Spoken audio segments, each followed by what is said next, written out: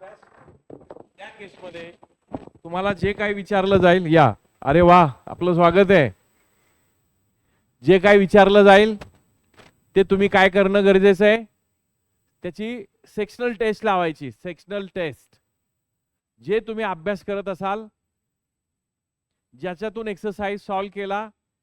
Exercise काही छोटा असतो असं नाहीये, बराच मोठा असतो. त्यातले 10 प्रश्न 20 प्रश्न घ्यायचे, त्याचा टाइम लावायचा आणि टाइम मध्ये सॉल्व करायचा प्रयत्न करायचा. टाइम मध्ये नाही सॉल्व झालं तर एक्स्ट्रा टाइम घ्यायचा, राहिलेल्या वेळामध्ये बाकीचं सॉल्व करायचं. आणि त्यानंतर जे काही सॉल्व झालेलं असेल त्याच्यामध्ये जे काही मिस्टेक्स झाल्या असतील, एखादं उत्तर येत नसेल, कुठेतरी एखादी स्टेप आपली अडकत असेल, तर आपण नेमकं कुठे चुकतोय ते बघायचं. चुकलेले आन्सर्स परत चेक करायचे की कशामुळे मिस्टेक्स होत आहेत आणि परत त्या मिस्टेक्स लिहून काढायच्या सगळ्या. त्या मिस्टेक्स परत रिपीट होता कामा नये. येते लक्षात? सेक्शनल टेस्ट झाली, नंतर पीवायक्यू. बरोबर? Previous year questions. आपण ज्या परीक्षेचा अभ्यास करतोय त्याचे सेटचे सेट भेटतात इथं आप्पा बळवंत चौकामध्ये, किंवा कुठून कुठल्या पुस्तकाच्या दुकानातून घ्यायचे तिथून घ्या. आणि त्या त्या टॉपिकवरचे घटक निहाय काही संच असतात बघा, तर त्या त्या टॉपिकचे पीवायक्यू सोडवायला सुरुवात करा. आणि पीवायक्यूच्या पण टेस्ट तुम्ही सोडवायच्या. सेक्शनल टेस्ट प्रॅक्टिस दोन्ही गोष्टी करायच्या. सेक्शनल टेस्ट झाल्यानंतर चेक करायचं की कुठे आपल्या मिस्टेक्स झालेल्या आहेत, त्या मिस्टेक्स परत होता कामा नये.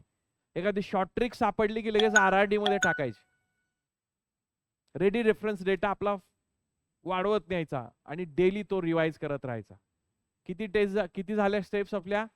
5 का 4 झाल्या? 5वी टेस्ट काय सांगितली? 5 कॉम्प्रिहेन्सिव्ह टेस्ट.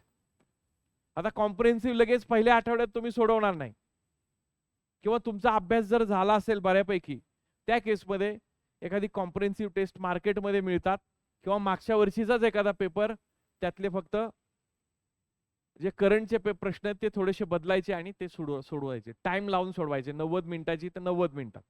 चेक करायचं किती आपले स्कोर येतोय आणि ते स्कोर सगळे लिहून ठेवायचे.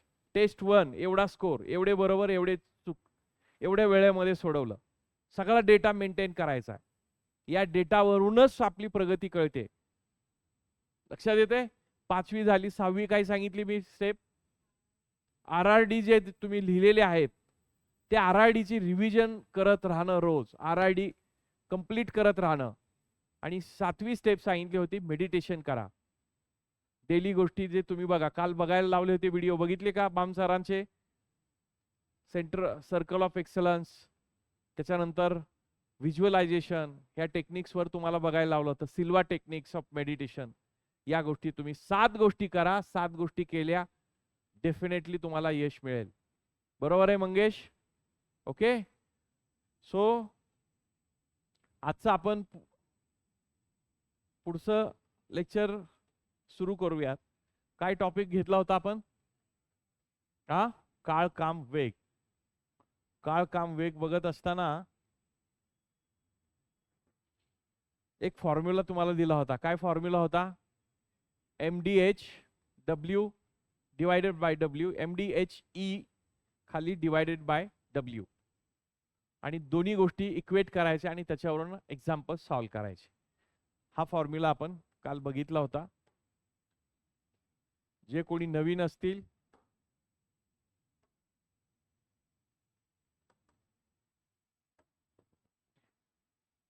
काही थोडेसे डिफिकल्ट, काही इझी, अशा दोन्ही स्वरूपाचे एक्झाम्पल्स आपण घेऊयात. सो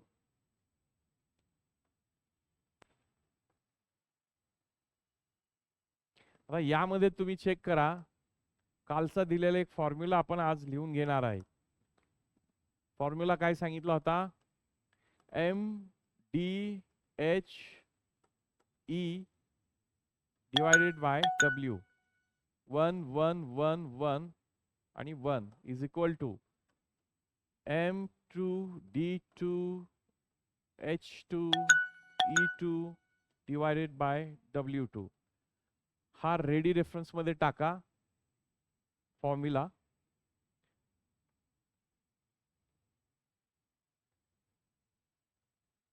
ओंकार तुम्हाला अलाउड केले का ऑनलाईन अटेंड करायला? तुम्ही परमिशन घेतली आहे का? ओमकार, काल आला होता का तुम्ही क्लासमध्ये? तुमचे काही डाऊट्स असतील तर डेफिनेटली क्लिअर करेल, पण रेग्युलर तुम्ही क्लासला पाहिजे. रेग्युलर सांगितलेल्या गोष्टी तुम्ही क्लिअर करायला पाहिजे. एम काय असतो सांगा? एम फॉर मजूर असेल, मेन असतील, किती लोक काम करतात, माणसं. डी फॉर डेज किंवा दिवस, किती दिवस काम करतात. एच फॉर तास किंवा आवर्स. इवन इफिशियन्सी दिलेली असेल, कार्यक्षमता. आणि हे काय असेल? काम, किती काम आहे. कधी कधी हे एकच काम, तेच काम म्हटलं तर इथं एक आणि इथं एक, खालचा W1 W2 नाही लिहिलं तरी चालेल. पण असं सांगितलं जे काम आहे त्याच्या दुप्पट काम, म्हणजे हे एक असेल तर हे किती येणार? 2. जे काम आहे त्याच्या अर्धे काम, तर इथं एक असेल तर हे काय येणार? अर्धे येणार, हाफ येणार. किंवा ह्याला 2 करा, ह्याला 1 करा. समजतंय? हा फरक लक्षात येतोय ना? सो त्या दृष्टीने हा एक फॉर्म्युला आपण बघितला होता.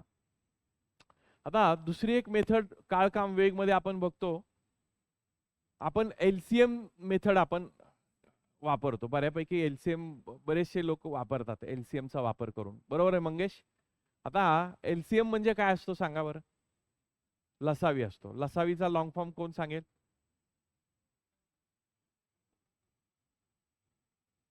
लसावी माहिती आहे पण त्याचा लॉंग फॉर्म नाही माहिती. काय सांगा? नाही आलं तरी काय, कोणी बोलणार नाही. बोला, सांगा. लघुत्तम सामायिक विभाजक. विभाजक म्हणणार का विभाज्य म्हणायचं? विभाज्य आणि विभाजक मध्ये काय फरक आहे? आणि मसावीचा काय आहे मग लॉंग फॉर्म? बरोबर आहे, तुम्ही बरोबर सांगताय, पण त्यातला दोघातला फरक सांगा. लसावी मोठा असतो का मसावी मोठा असतो?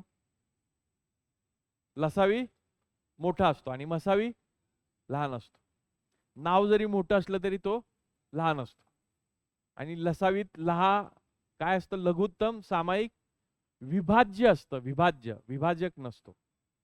विभाज्य मोठा असतो.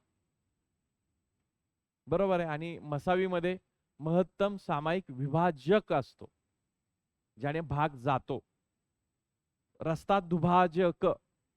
रस्ता दुभाजक म्हणजे काय असतो? रस्त्याला 2 भागामध्ये डिवाइड करणारा, म्हणून त्याला आपण डिवायडर म्हणतो. तसा मसावी पण डिवायडर असतो, म्हणून विभाजक आहे तो. विभाज्य म्हणजे ज्याला भाग लावायचा आहे. दोघातला फरक समजतो. आपण लसावी मसावीचा सेपरेट चॅप्टर घेणार आहोत, पण इथे थोडं बेसिक आपल्याला लागणार आहे. त्या दृष्टिकोनातून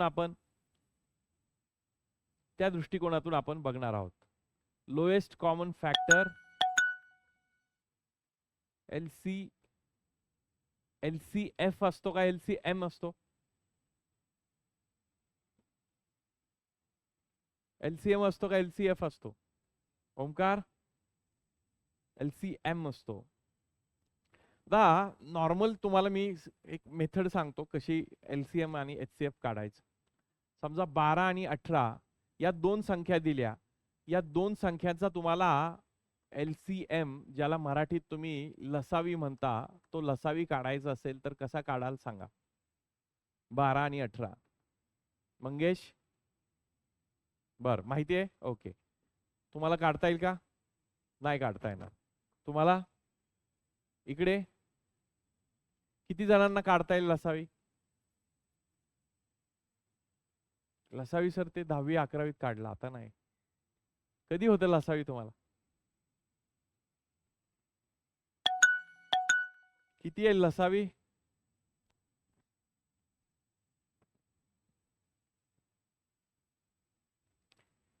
बर, ऐका लसावी कसे काढतात. अवघड आहे म्हणजे हे. लसावी काढताय नाही. बघा, 2 ने भाग द्यायचा. 2 ने भाग दिला, कितीचा भाग लागेल सांगा? 6चा, इथं 9चा. आता 2 ने जाईल का कॉमन भाग? नाही जाणार. 9 ला नाही जात, दोघांना पण गेला पाहिजे. मग 2 ने जात नाही तर 3 ने लावून बघूयात. 3 ने जाईल का? 3 दुनी 6, 3 त्रिक 9. आता 2 ने नाही जाणार, 3 ने पण नाही जाणार. म्हणजे आता कॉमन कशानेच भाग जाणार नाही. म्हणून मग आपण काय करूयात, 2 ने एकदा लावूयात जात नाही त्याच वेळेस सिंगलने लावायचं. मग बे के बे हे 3 तसेच 3 ने एकदा लावा आणि एक एक शेवटी शिल्लक राहतील. बरोबर. सो आता आपल्याला जर लसावी काढायचं असेल तर लसावी कसा काढणार आपण? इथे जे आलेले नंबर्स आहेत, अवयव ज्यांना म्हणतात, फॅक्टर्स ज्यांना म्हणतात, यांचा काय करायचा? गुणाकार करायचा. 2 गुणिले 3 गुणिले 2 गुणिले 3 किती येईल सांगा? बेत्रिक 6, बेत्रिक 6, 6 6 36. काय आला लसावी आपला? 36. लसावी काय आला? 36, 36. बरोबर आहे का? यस. अमन, दीपक, ओमकार, बरोबर आहे. लसावी किती आला? 36. लक्षात आला 36? आता बघा लसावीमध्ये अजून एक गंमत तुम्हाला सांगतो. ह्या रेग्युलर मेथड आहेत, अवयव मेथड देखील आहे, हे पण आहे टेबल मेथड. आपल्याला त्या मेथड्स मध्ये जायचं नाही, जे सोपं आहे त्या मेथडने तुम्हाला शिकायचंय. हे 36 कसं आलं? सगळ्यांच्या लक्षात आलं का? प्रत्येकाच्या लक्षात आलं इथं? आता तुम्ही मला सांगा, ह्याचा 36 असेल तर बघा कोणत्या दोन संख्येचा लसावी काढलाय आपण? 12 आणि 18. 12 आणि 18 या दोघांच्याही पाड्यात 36 आहे का? आहे का 36? 12चा पाडा पाठ आहे का? 12 त्रिक 18 दुनी, बरोबर आहे. आता तसं बघायला गेलं तर 12 आणि 18च्या पाड्यामध्ये 72 देखील आहे. 12 72 आणि 18 चोक 72, 144 देखील आहे. मग ते लसावी का नाहीत? लसावी 36च का? बाकीचे नंबर नाही आहेत जसे मी आता तुम्हाला सांगितले, ते नंबर लसावी नाहीत. हाच नंबर लसावी का? कोण सांगेल तुमच्यापैकी? हा, बरोबर आहे, बरोबर आहे. सांग सांग. जवळचा, जवळचा घ्यायचा. का घ्यायचा जवळचाच? आपल्या जवळच्यांनाच आपण घेतो खेळायला ना, लांबच्यांना घेत नाही. हा, परत एकदा सांगा, आवाज आहे ना. लसावी म्हणजे का? बरोबर आहे, सांगताय ते बरोबर आहे, पण का छोटी संख्या? नाव काय त्याचं? लघुत्तम. नाव काय? लघुत्तम. लघु म्हणजे काय? लघुत्तम. पण काय पाहिजे? सामायिक पाहिजे. लघुत्तम आहे, छोटा आहे 36, पण सामायिक आहे का या दोघांचा? सामायिक आहे, विभाज्य. लक्षात येते? लहानात लहान अशी संख्या की ज्या दोघांनीही भाग जाईल, सामायिक असेल, तो तुमचा लसावी असेल. म्हणून 72, 144 किंवा 36च्या पटीतली पुढची संख्या लसावी नाहीये त्याची. क्लिअर झालं? लसावीचा कन्सेप्ट क्लिअर होतोय? सो नोट डाऊन दिस. लिहिलंय का?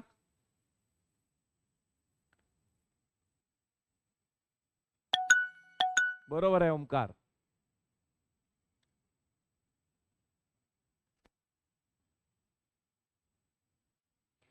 आता लसावी काढण्याचं टेक्निक तुम्हाला सांगतो.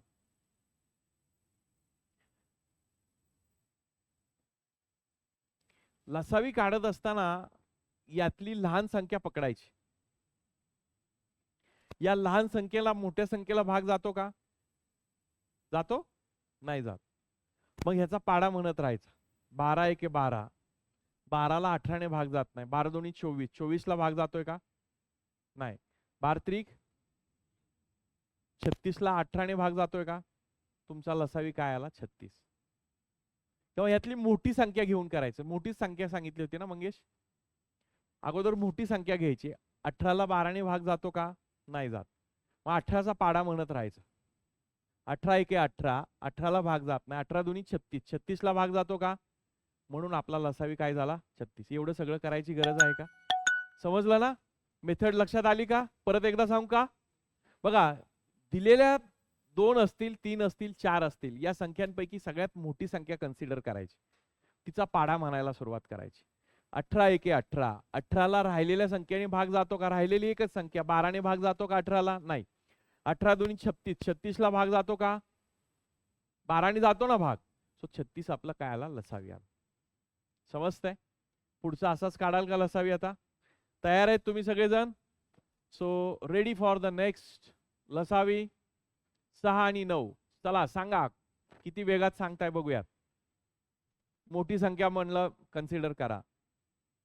मोठ्या संख्येचा पाडा म्हणा. 9 एके 9. 9 ला 6 ने भाग जातो का? नाही. 9 दुनी 18. 18 ला 6 ने भाग जाईल का? 18 तुमचा लसावी असेल.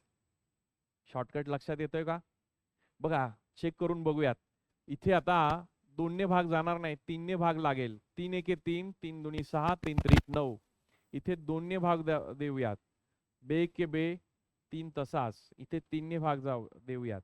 आता या सगळ्यांचा गुणाकार 3 दुनी 6, 6 त्रिक 18. एलसीएम किती आला आपला? 18. आपण कसा किती काढला होता? 18. समजतंय का नाही? आपली मेथड सोपी आहे का नाही? समजतंय ना? ओके चला येत असेल तर अजून एक काढूयात.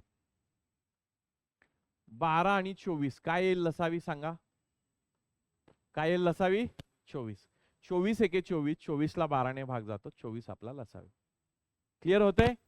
ओके आता अशाच पद्धतीचा वापर आपण कशात करणार आहे? काळ काम वेग मध्ये करणार आहोत. त्याचं उदाहरण तुम्हाला मी देतो. उदाहरणासाठी आपण असं घेऊयात. हीच उदाहरणं घेऊयात. एका व्यक्तीला काम करायला लिहून घ्या एक एक्झाम्पल. एका व्यक्तीला असं म्हणा ए ला काम करायला 18 दिवस लागतात. ए ला एक काम करायला 18 दिवस लागतात. तर तेच काम करायला बी ला 12 दिवस लागतात. तेच काम करायला बी ला 12 दिवस लागतात. जर दोघे एकत्रित काम करत असतील,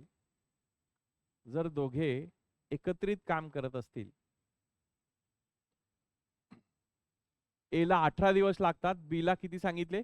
12 दिवस लागतात. जर दोघे एकत्रित काम करत असतील तर किती दिवसात काम पूर्ण करतील?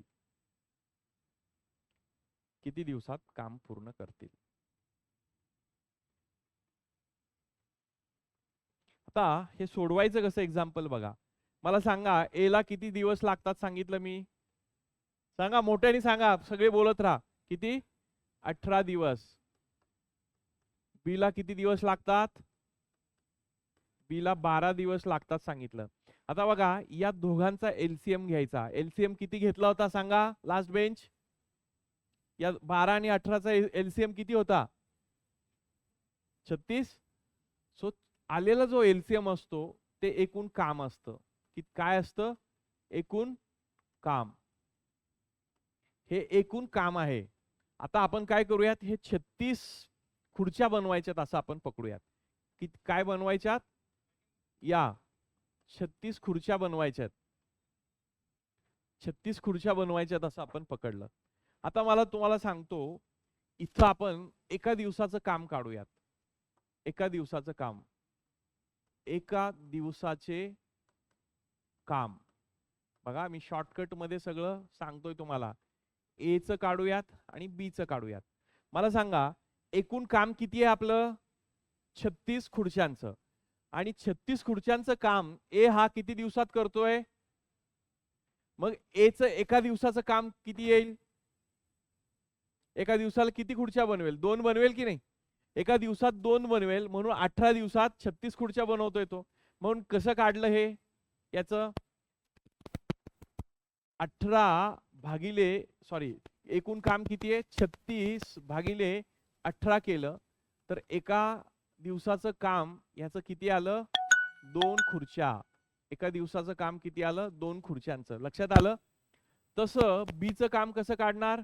बी एकूण काम 36 खुर्च्यांचं करतोय आणि 12 दिवस घेतोय. म्हणजे एका दिवसात किती काम करत असला पाहिजे तो? 36 भागिले 12 किती येईल? 3 खुर्च्या. सो 36 भागिले 12 हे किती येईल? 3 खुर्च्या. आता आपल्याला काय सांगितलंय? दोघे एकत्रित मिळून किती दिवसात काम करतील? तर दोघांचं एका दिवसाचं एकत्रित काम काढूयात. ए एका दिवसात किती करतोय आणि बी एका दिवसात किती करतोय? ए 2 बनवतोय आणि बी किती बनवतोय? 3.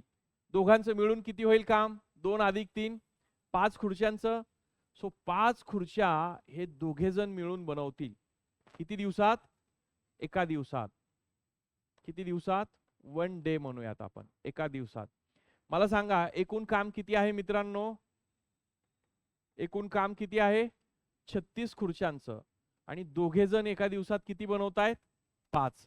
सो याला आपण काय करणार? 5 ने भाग देणार. सो ह्याला 5 ने भाग दिला. 5 एके 5, 5 7 35. किती शिल्लक राहिलं? 1. सो 1 ला 5 ने भागणं बाकी. एवढे दिवस लागतील.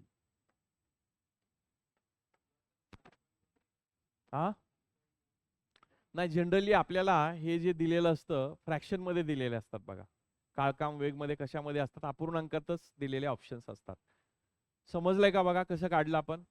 ओके, एक एक्झाम्पल तुम्हाला लिहून दिले. काय अडचण असेल तर विचारा. आपण राहिलेले एक्झाम्पल्स आता आपण इकडे बघणार आहोत.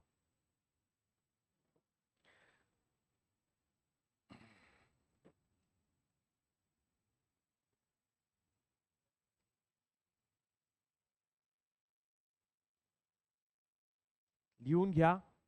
पुढचं एक्झाम्पल आपण बघूयात.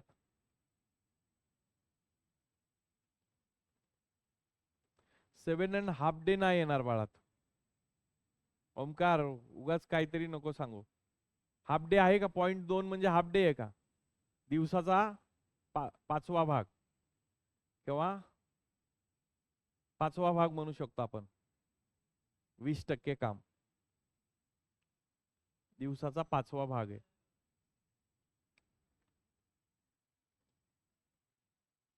समजलंय का बघा सगळ्यांना?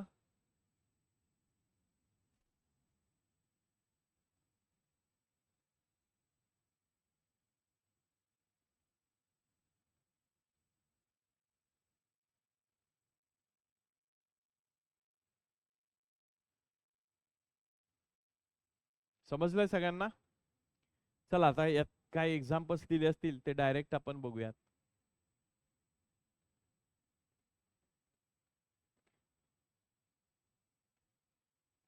दहा माणसे रोज 6 तास काम करतात आणि एक संपूर्ण काम 12 दिवसात पूर्ण करतात.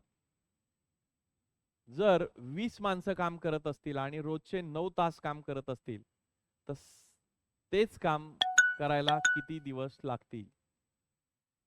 तेच काम करायला किती दिवस लागतील? हा, उभा राहू.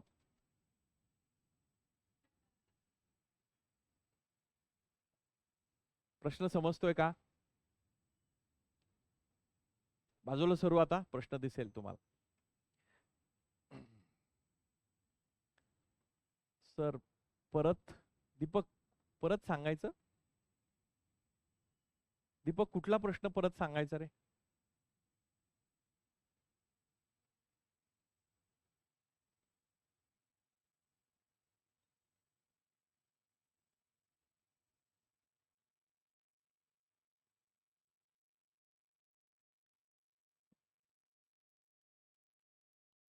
रितेश, कृष्णा, शिवम, दीपक, तनु, मी अँड मी, वैष्णवी, समीक्षा, रोहित, ओमकार, राहुल, अमन, खुशी, रजत. सगळ्यांनी रेग्युलर लेक्चर अटेंड करा. पाठीमागचा. ओके दीपक. हा सोडवा अगोदर. किती येईल मंगेश याचं उत्तर? ऑप्शन आलं का सगळ्यांचं? काय फॉर्म्युला सांगितला? असली मसाले सच सच MDH माय, बरोबर ना? तोच वापरणार ना?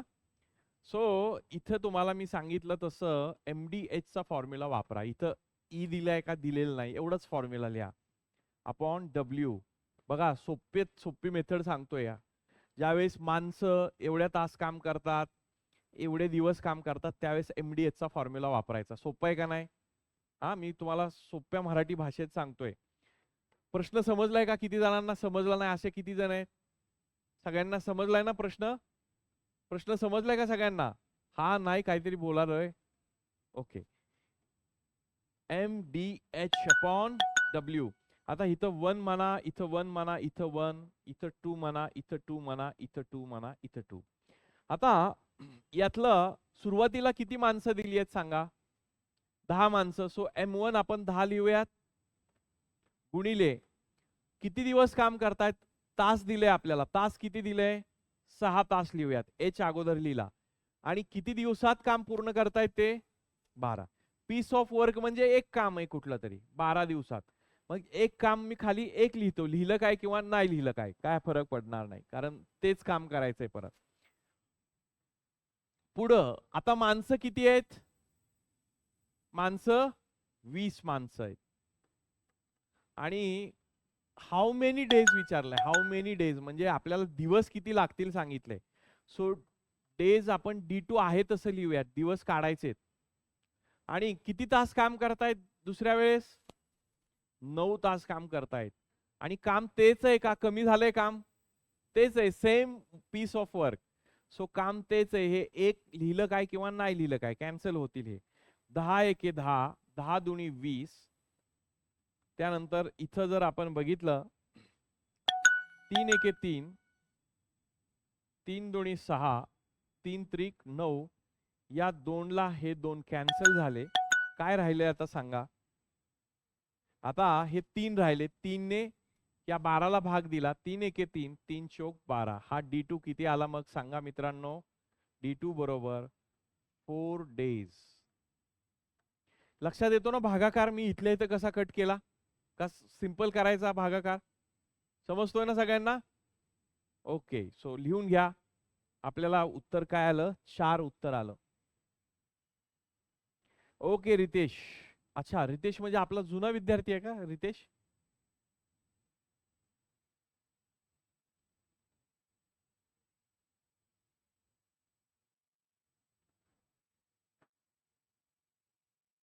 Yes Riteish correct. आपण काय अजून मागच्या वेळेसपेक्षा पण वेगळी काही एक्झाम्पल्स घेणार आहोत मंगेश. प्रॅक्टिस होऊन जाईल. पटापट पटापट सोडवायचं पुढे. लिहिलं का सगळ्यांनी? पटापट पटापट लिहा. ऑप्शन नंबर 4 हे या प्रश्नाचं उत्तर तुमचं असेल.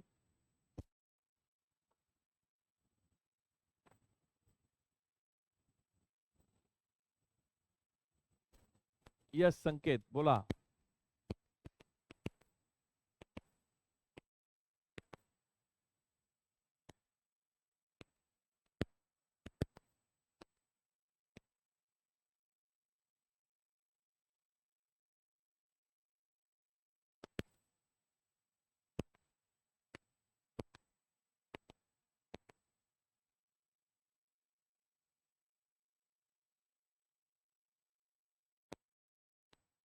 Okay Omkar good.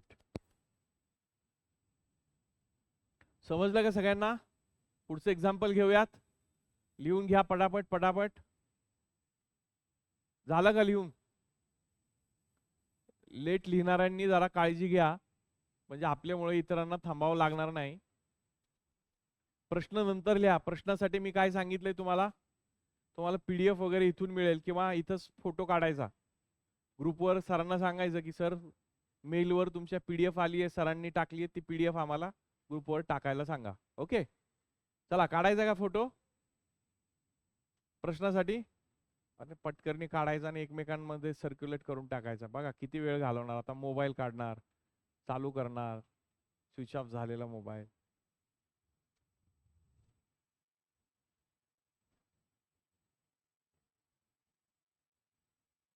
झाला का? पुढचा एक्झाम्पल घेऊयात. Next question. चला आता कोण लवकर सोडवतंय बघूयात. टायमर लावूयात आणि किती सेकंदात सोडवतायत ते देखील बघूयात. फास्ट सेम पद्धतीने प्रश्न सोडवायचा आहे. Everybody please. 15 माणसे रोज 8 तास काम करून एक काम 18 दिवसात पूर्ण करतात. तर 16 माणसे रोज 9 तास काम करून तेच काम किती दिवसात पूर्ण करतील? किती येईल उत्तर? 15. शुअर आहे का?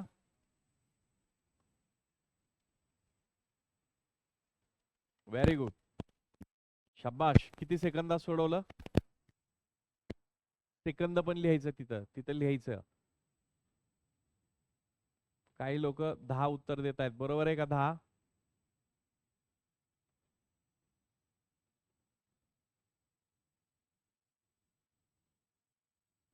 अरे कृष्णा, एवढे 4 नको लिहू. एकदा 4 लिहिलं तरी चालेल.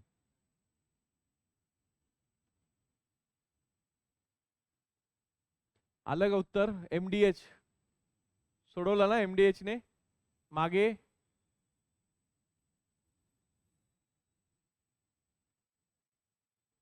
Yes Deepak, correct.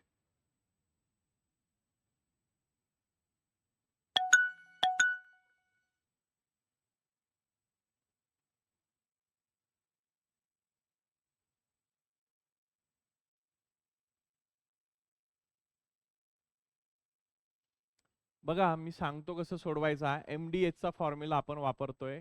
MDH upon W. सुरुवातीला M किती आहेत? किती माणसं आहेत? 15 माणसं आहेत. रोज 8 तास काम करतायत आणि किती दिवसात पूर्ण करतायत? 18 दिवसात पूर्ण करतायत काम. काम तेच आहे, बरोबर. आता 16 माणसे रोज 9 तास काम करतात, तर तेच काम किती दिवसात पूर्ण करतील? D2 काढायचं आहे. बघा 8 एके 8, 8 दुनी 16, बे एके बे, 92 18. या 9 ला हे 9 कॅन्सल होतील. काय राहिलं? D2 बरोबर 15 राहिला. 15 दिवस. Option number 4.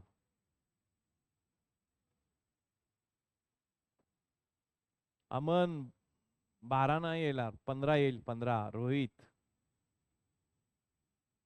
बरोबर आहे का? बघा कॅल्क्युलेशन कुठे मिस्टेक झाली सांगा.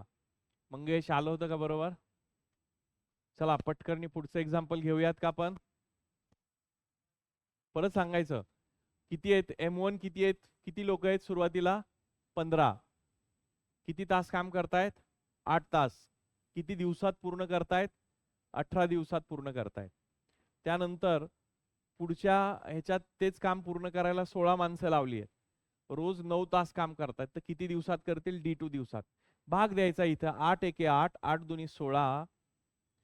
यात 2 ने भाग दिला. बे एके बे, 92 18. बरोबर. ह्या 9 ला हे 9 कॅन्सल झाले. काय राहिलं? फक्त 15 राहिला. तिकडे D2. काय आहे? सिंपल तर आहे.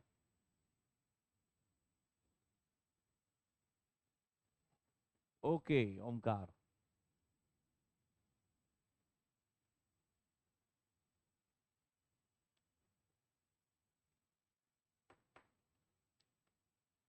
चला नेक्स्ट क्वेश्चन घेऊयात.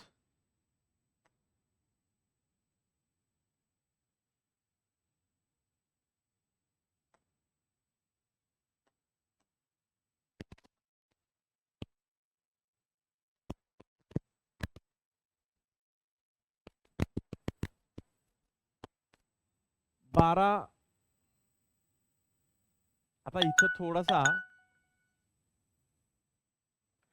ओमकार टाइम टेबल वगैरे काही नाहीये ह्याच्यात सध्या. त्या ऍडमिनिस्ट्रेशन डिपार्टमेंटला तुम्ही विचारायचं. ऍडमिनिस्ट्रेशन राहुल जाधव सर आहेत. राहुल जाधव सरांना फोन करायचा. ते तुम्हाला टाइम टेबल सांगतील. ओके ओमकार. बघा 15 मुले एक काम 20 दिवसात पूर्ण करतायत आणि 2 माणसे हे 3 मुलांनी एवढं काम करतायत. त्यानंतर 20 माणसं तेच काम किती दिवसात पूर्ण करतील? पॅटर्न बदललाय जरा. 20 माणसं किती दिवसात? किती दिवसात? 10 दिवसात.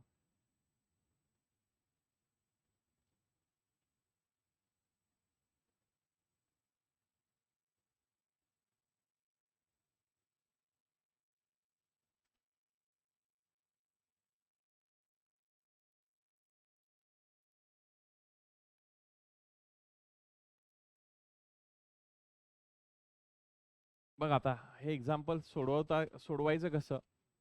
या एग्जाम्पल मध्ये हे दिलेला जो डेटा असतो, यदि 2 आदमी 3 लड़कों की तरह काम करते हैं, इफ 2 मेन, 2 माणसे 3 मुलांनी एवढं काम करतात. बघा दोन माणसे किंवा माणसांना मी मेन म्हणतो, दोन men equivalent to what 3 boys. येते ना लक्षात? बॉईज म्हणजे लहान मुलं आणि माणसे म्हणजे वयस्कर लोक. आता हा त्यांचा कंपेरेटिंग फॅक्टर दिलेला आहे आपल्याला, कंपेरेटिंग फॅक्टर. आणि आपल्याला एक गोष्ट काय दिली, आपला फॉर्म्युला तोच आहे बघा, काय MD. आता ह्याच्यात तास दिलेत का? दिलेले नाही आहेत. MD अपॉन W, इकडं MD अपॉन W.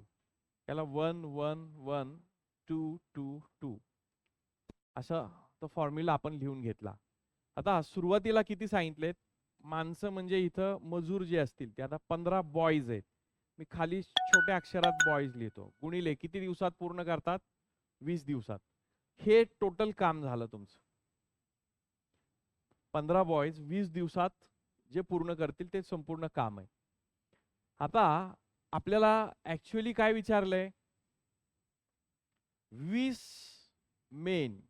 किती मेन आहेत? 20. M म्हणतो मेनचं. हे तेच काम किती दिवसात पूर्ण करतील? किती दिवसात पूर्ण करतील? डेज. काम आपण म्हणू तेच काम म्हणजे एक म्हणू W1 W2. आता इथं बॉईज आहेत, इथं मेन आहेत. त्यांचं युनिट सारखं नाही, कारण मुलं कमी वेगात काम करतात, बरोबर ना? तेच काम करायला माणसं कमी लागतील. आणि दिलंय पण आपल्याला हा कंपॅरेटिव्ह फॅक्टर दिलाय. 2 माणसं 3 मुलांनी एवढं काम करतात. तर मग आपण काय करूयात,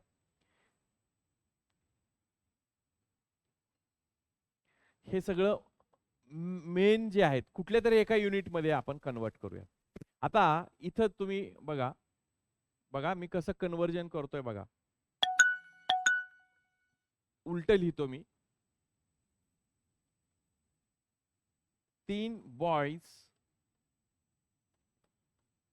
हे 2 मेन एवढं काम करतायत. 3 बॉईज 2 मेन एवढं काम करतात. इथं किती बॉईज आहेत? 15. मी इथं 15 बॉईज लिहितो. 15 बॉईज किती मेन एवढं काम करतील ते आपल्याला इथं काढायचं. 15 बॉईज किती मेन एवढं काम करतील इथं काढायचं.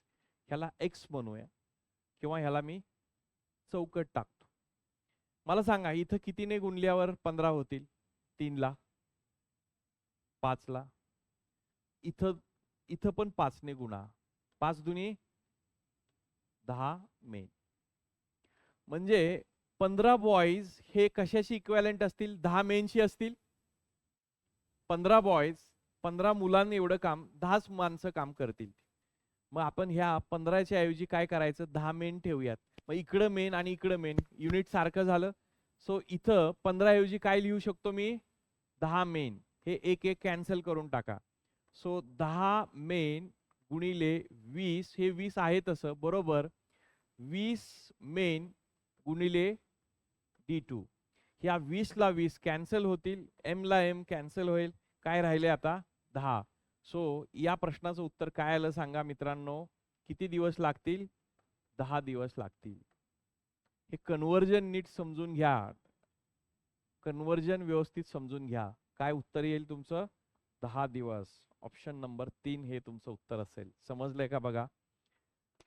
संकेत, रोहित बरोबर आहे उत्तर. 10 उत्तर ज्यांनी ज्यांनी दिलं होतं त्यांचं उत्तर बरोबर आहे.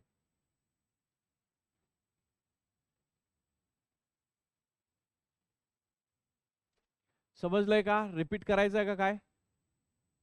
रिपीट करायचंय. बर. कन्वर्जन नाही लक्षात आलं.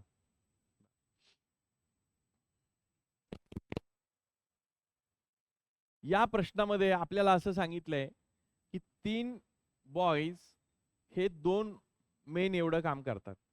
3 मुलं ही 2 मोठ्या माणसाने एवढं काम करतायत. आणि गणितात असं दिलं की 15 बॉईज हे 20 दिवसात ते काम संपूर्णपणे संपवतात.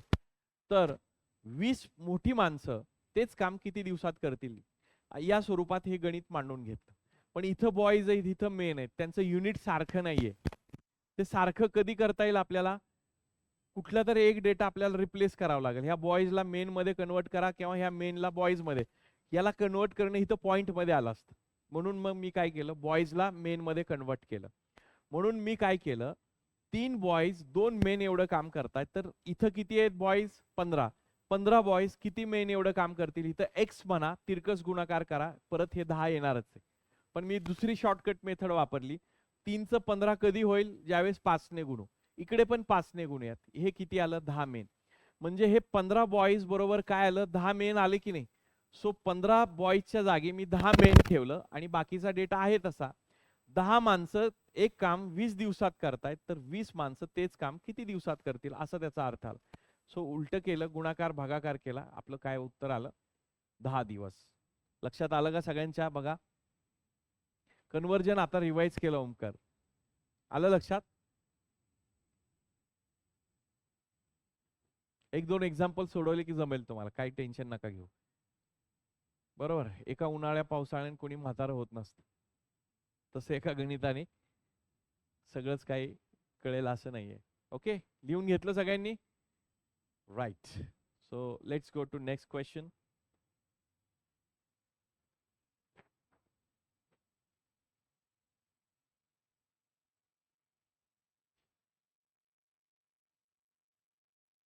इथं जरा 2 मिनिटं.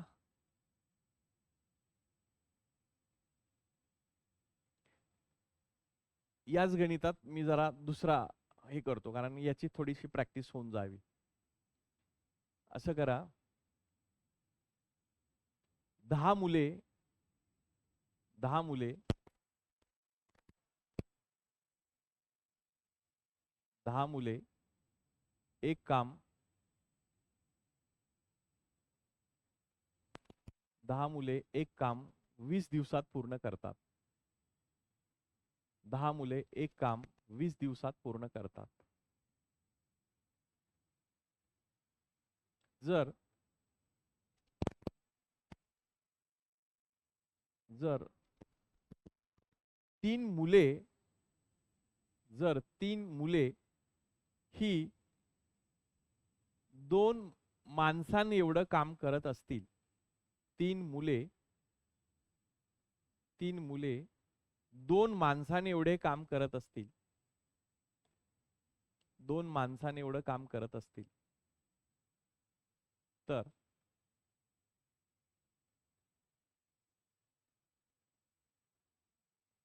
तेच काम करायला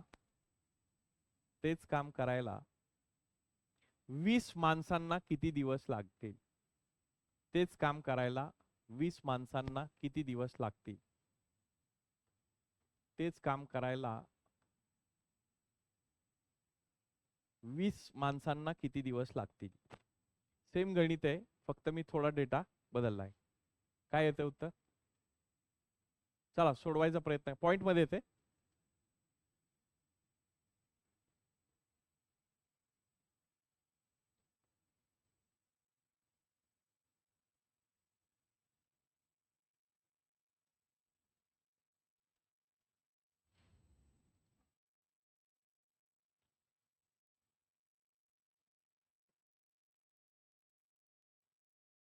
तुम्ही प्रयत्न करा,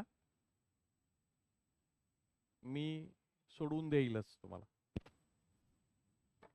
पॉइंट मध्ये तर पॉइंट मध्ये प्रयत्न करा, म्हणजे काय होईल की हा टॉपिक तुम्हाला लक्षात येऊन जाईल की काय नेमकं इथं कन्वर्ट करतो आपण.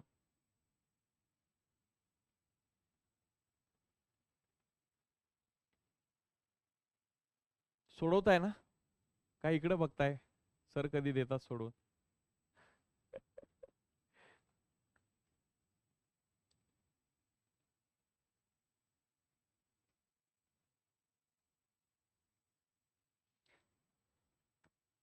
गणित मांडतो. 10 मुले एक काम 20 दिवसात करतात.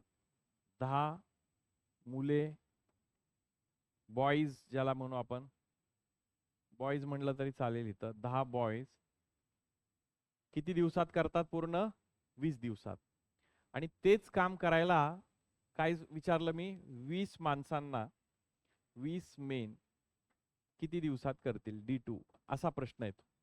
W1 W2 नाही लिहिलं तरीच कारण तेच काम आहे. ओके, आता कन्वर्जन बघा, इथं बॉईज आहे, इथं मेन आहे, आपल्याला ते कन्वर्ट करून घ्यावं लागेल. आता मला तुम्ही सांगा,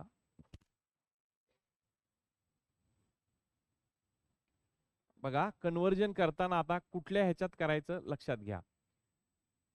3 बॉयज 2 मेन एवढं काम करतात आणि इथं मेन किती आहेत 20 आहेत, इथं 10 बॉयज आहेत. समजा मी इथं 10 बॉयज लिहिलं तर 3 ने 10 ला भाग देणं अवघड जाईल. म्हणून मी काय केलं या मेनला बॉयज मध्ये कन्वर्ट करून बघूयात. मला तुम्ही सांगा 2 मेन आहेत, 2 मेनचे मी काय करतो 20 मेन करतो. 2 मेनचे काय करतो 20 मेन करतो. मला सांगा 2 ला कितीने गुणल्यानंतर 20 होतील 10 ने. मग इथे पण 10 ने गुणूयात, इथे 10 ने गुणूयात. हे किती येईल सांगा 10 त्रिक 30 बॉयज. मग मला सांगा हे 10 बॉयज आहेत, इथं आपण काय करू 20 मेन म्हणजे किती बॉयज झाले 30 बॉयज. सो हे बॉयज तसंच ठेवलंय आपण कारण कॅल्क्युलेशन सोपं जावं. आणि इथं काय केलं आपण 20 मेन ऐवजी काय केलं 30 बॉयज लिहिलं D2. आता 10 एके 10, 10 त्रिक 30 आणि 20 भागिले 3 आलं. 20 भागिले 3 बरोबर D2. 3 ने भाग दिला 3 एके 3, 3 सक 18, 2 शिल्लक राहिले 3 ने भागणं बाकी. असं झालं ना 6.66 आलतं ना. 6.66 म्हणजे 6/2/3 एवढे दिवस लागतील. समजतंय का.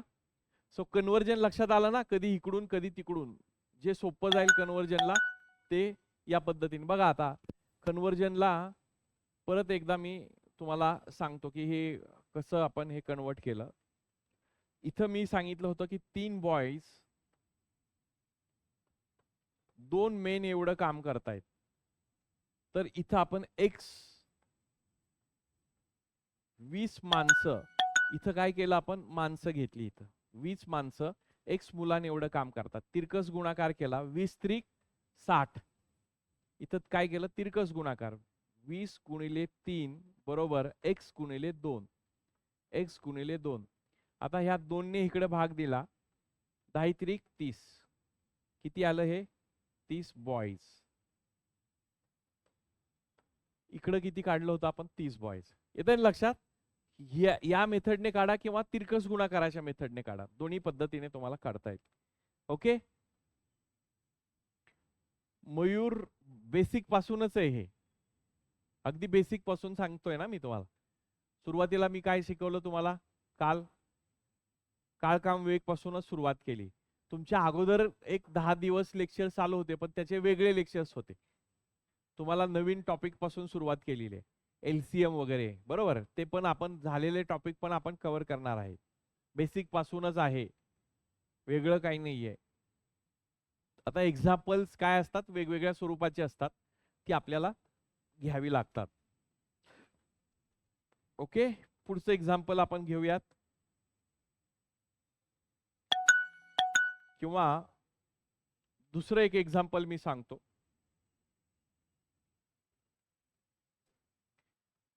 ए या व्यक्तीला एक काम करण्यासाठी 10 दिवस लागतात. लिहून घ्या सगळ्यांनी. ए या व्यक्तीला एक काम करायला 10 दिवस लागतात. तर बी ला 15 दिवस लागतात. बी ला 15 दिवस लागतात आणि सी ला 6 दिवस लागतात. सी ला 6 दिवस लागतात. सी ला किती दिवस लागतात 6 दिवस. जर तिघे मिळून एकत्रित काम करणार असतील, जर तिघे मिळून एकत्रित काम करणार असतील, जर तिघे मिळून एकत्रित काम करणार असतील तर ते काम किती दिवसात पूर्ण करतील. ते काम किती दिवसात पूर्ण करतील. किती दिवसात 3 दिवसात. अरे बापरे, तुम्ही प्रश्न पूर्ण करायच्या आधी सांगितलं बरोबर आहे का. 3 दिवस. 3 2 5 आणि 5 आणि 5 10 बरोबर आहे 3. बरोबर आहे का. किती येईल उत्तर 3 दिवस. ज्यांचं उत्तर आलं नाही त्यांच्यासाठी बघा आपण LCM काढला. LCM किती आला सांगा आता 30 आला का? मोठी संख्या तिचा पाडा म्हणला. 15 एके 15, 15ला 6ने किंवा 10ने भाग जातो का? नाही. 15 दुनी 30, 30ला जाईल का 10ने भाग? 6ने जाईल का? सो 30 आपला काय आला? एलसीएम. जो एलसीएम आला 30, हा 30 काय झाला? एकूण काम झालं. हे काय झालं? एकूण काम झालं. आता एका दिवसाचं काम बघूयात आपण. एक दिवसाचे काम. एका दिवसाचे काम. या एका दिवसाचं काम ए चं किती येईल सांगा? 30/10 किती येईल? ए हा एका दिवसात किती करेल? टेबल म्हणूयात, 30 टेबल. ए हा एका दिवसात किती करेल? 30/10 सांगा. 3 टेबल. बी किती करेल? 30/15 2 टेबल करेल. आणि सी हा एका दिवसामध्ये 30/6 केलं तर किती करेल? 5 टेबल. तिघे जण एका दिवसात मिळून काम करतायत, तर एका दिवसात मिळून किती येईल सांगा काम त्यांचं? 3 आणि 2 5 आणि 5 आणि 5 10. सो तिघे जण एका दिवसात 10 टेबल बनवतायत. एकूण टेबल किती बनवायचे? 30. म्हणून आपलं जे आन्सर असेल ते काय असेल? 30 भागिले हे 10 करणार. सो उत्तर काय येईल मित्रांनो? 3 दिवस. उत्तर काय येईल? 3 दिवस. उत्तर किती यायला पाहिजे? 3 दिवस हे उत्तर यायला पाहिजे. ओके, समजलंय सगळ्यांना? थोडासा आता अजून अवघड प्रश्न मगाच्या सिरीज मधला सोडवायचा प्रयत्न करा सगळ्यांनी.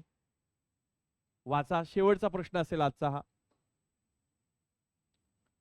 6 माणसे किंवा 8 मुले एक काम 24 दिवसात पूर्ण करतायत. त्याचा अर्थ तर 7 माणसे आणि 12 मुले एकत्रित तेच काम किती दिवसात करतील? आणि म्हणलंय बरं का, इथं गुणाकार नाही, मजुरांची बेरीज होईल, मुलांची आणि माणसांची. पण बेरीज डायरेक्टली करता येणार नाही, कारण मुलांचं काम करण्याचा स्पीड वेगळं असतं आणि माणसांचं वेगळं असतं. कंपॅरिझन दिलेलं आहे आपल्याला. 6 माणसे 8 मुलांनी एवढं काम करतायत. थोडक्यात दोघांना लागणारे दिवस सारखेच आहेत. बरोबर? किती जण उत्तर काढतायत बघूयात.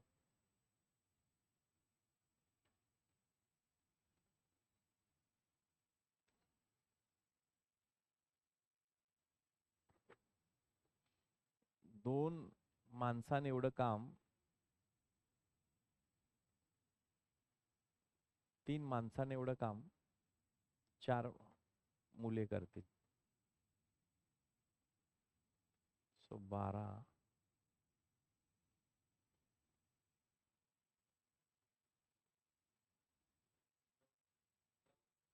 9 येईल उत्तर.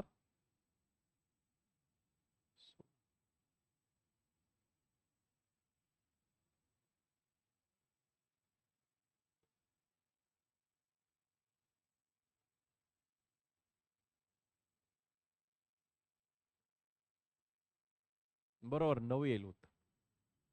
शाबाश. किती जणांनी काढलं? एक जणाने? दोघांनी? अवघड वाटतंय का हा?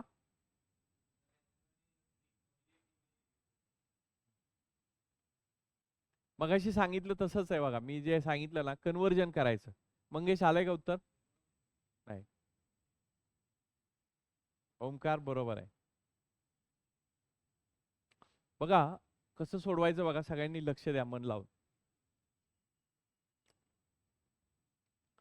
आता ही जी गोष्ट सांगितली,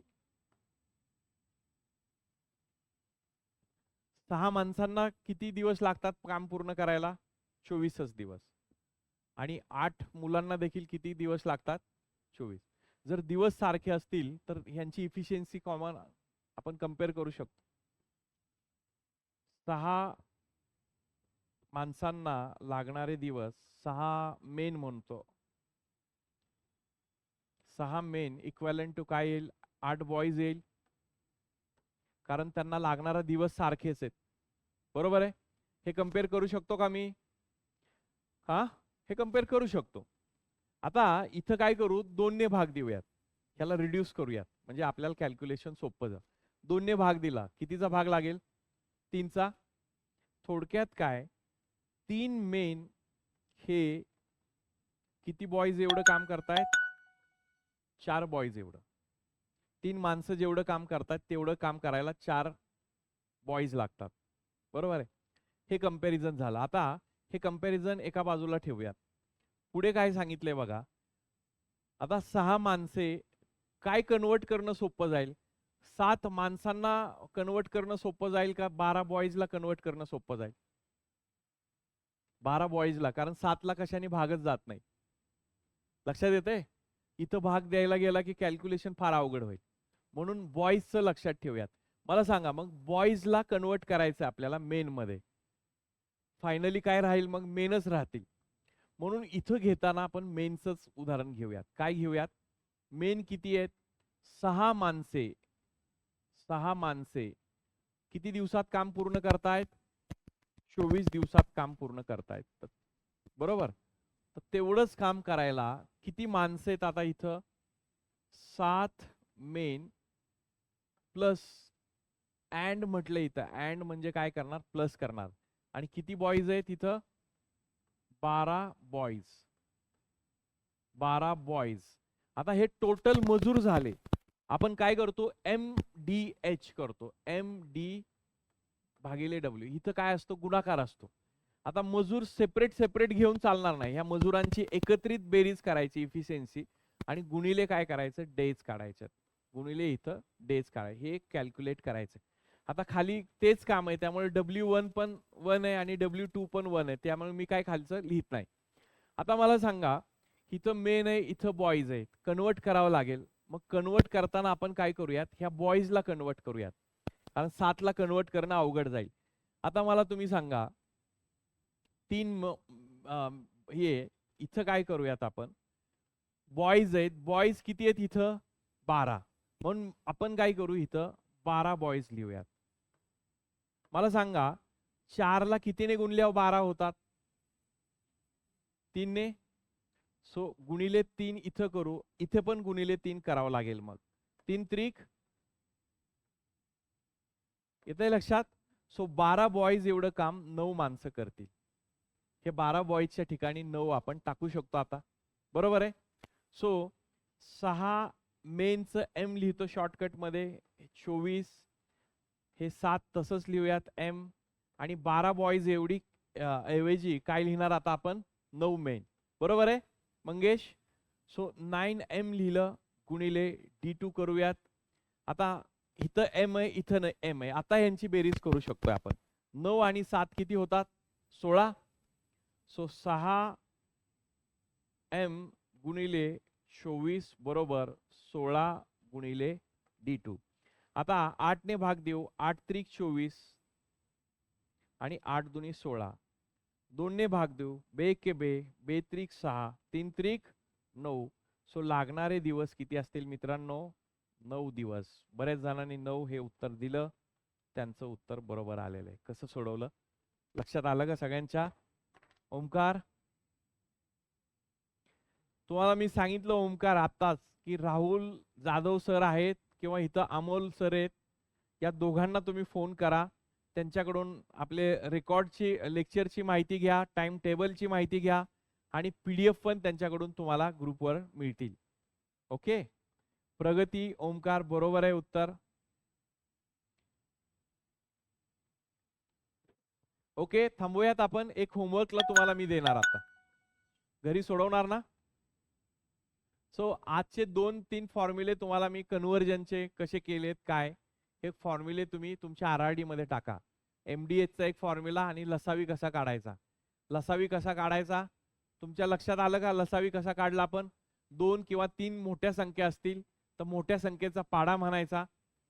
बरोबर. आणि अशी संख्या पकडायची जवळची की राहिलेल्या 2 संख्यांनी किंवा राहिलेल्या एका संख्येने त्याला भाग जाईल.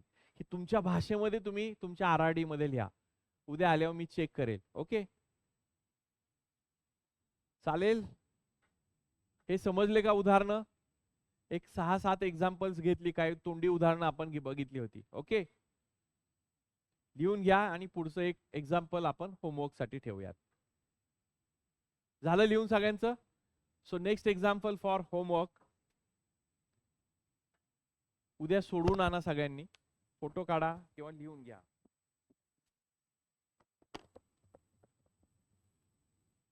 काय प्रश्न आहेत? अच्छा अच्छा, कसे गेले मग पेपर्स वगैरे?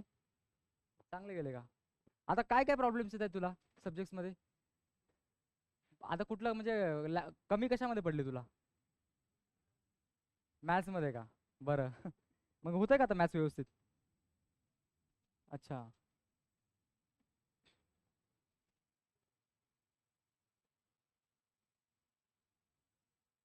मग आता पुन्हा इकॉनॉमिक्स तुला करावं लागणार आहे.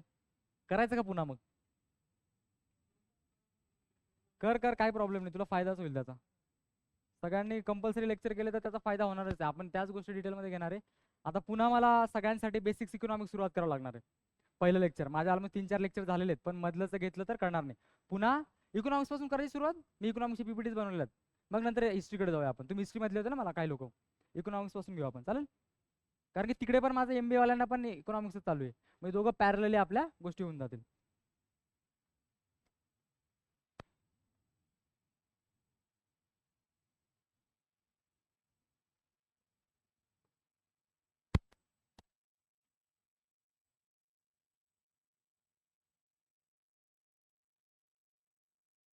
सो हे अकाउंट्स कॅन्सल करा, हे इकॉनॉमिक्स वरच कम्प्लीट.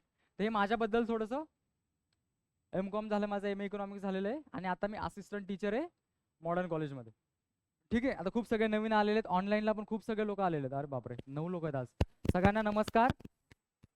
रुक क्यू गई क्लास अभी चालू आहे ना? प्रगती. सगळ्यांना गुड आफ्टरनून. आपल्याला एक नवीन प्रवासाला सुरुवात करायची आहे. जेवढे तुमचे GS चे सब्जेक्ट्स मी इथे घेणार आहेत, हे कम्प्लीट एक्सपर्ट ओरिएंटेड बनवलेले आहेत मी. एक्झाम ओरिएंटेड गोष्टी बनव, तुला पण माहिती असेल मागच्या वेळेस. आणि मी त्याच्यामध्ये ह्या वेळेस अजून चेंजेस केलेले आहेत. तो माझा मागच्या वर्षीचा स्टुडंट आहे, तुमच्या बाजूला जो बसलेला आहे तो.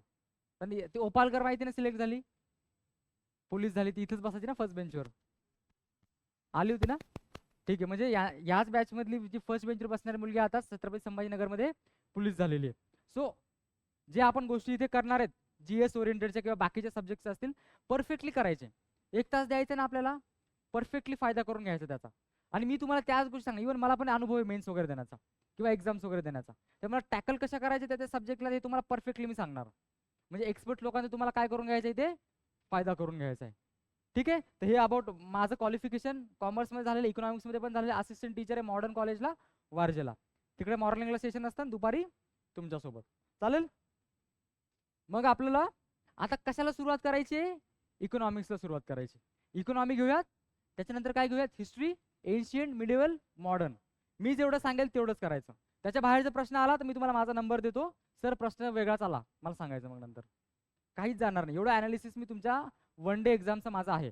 मी चांगले प्रॉपर पेपर्स पाहिलेले आहेत, प्रॉपर कशा गोष्टी ते विचारतात ते मला माहिती आहे. त्याच्या बाहेर प्रश्न न जाण्याची जबाबदारी माझी. हे पहिल्याच दिवशी तुम्हाला सांगून ठेवतो मी. पण तुमचं त्याच्यामध्ये काय असलं पाहिजे? सिरियसनेस असला पाहिजे. तुमची ती गोष्ट अडॅप्ट करण्याची कॅपॅसिटी असली पाहिजे, लिंक लावता आली पाहिजे माझ्यासोबत. आता तुम्ही ग्रॅज्युएशनच्या अभ्यासाचा प्रिपरेशन करताय का? नाही. रोजगार पोटापाण्याचा विषय आता आपला. मग पोटापाण्यासाठी जर लढून जर आपलं आयुष्य सेट करायचंय, तर ह्या सब्जेक्ट्सला आपल्याला डिटेलमध्ये जावंच लागणार आहे. ती त्यांची एंटिटी आपल्याला समजून घ्यावीच लागणार आहे. तो फॅक्ट्स, ते डिटेल, ते पाठ करावीच लागणार आहे. तो पर्याय नाहीये. अदरवाईज तुम्ही आउट ऑफ कॉम्पिटिशन आहात.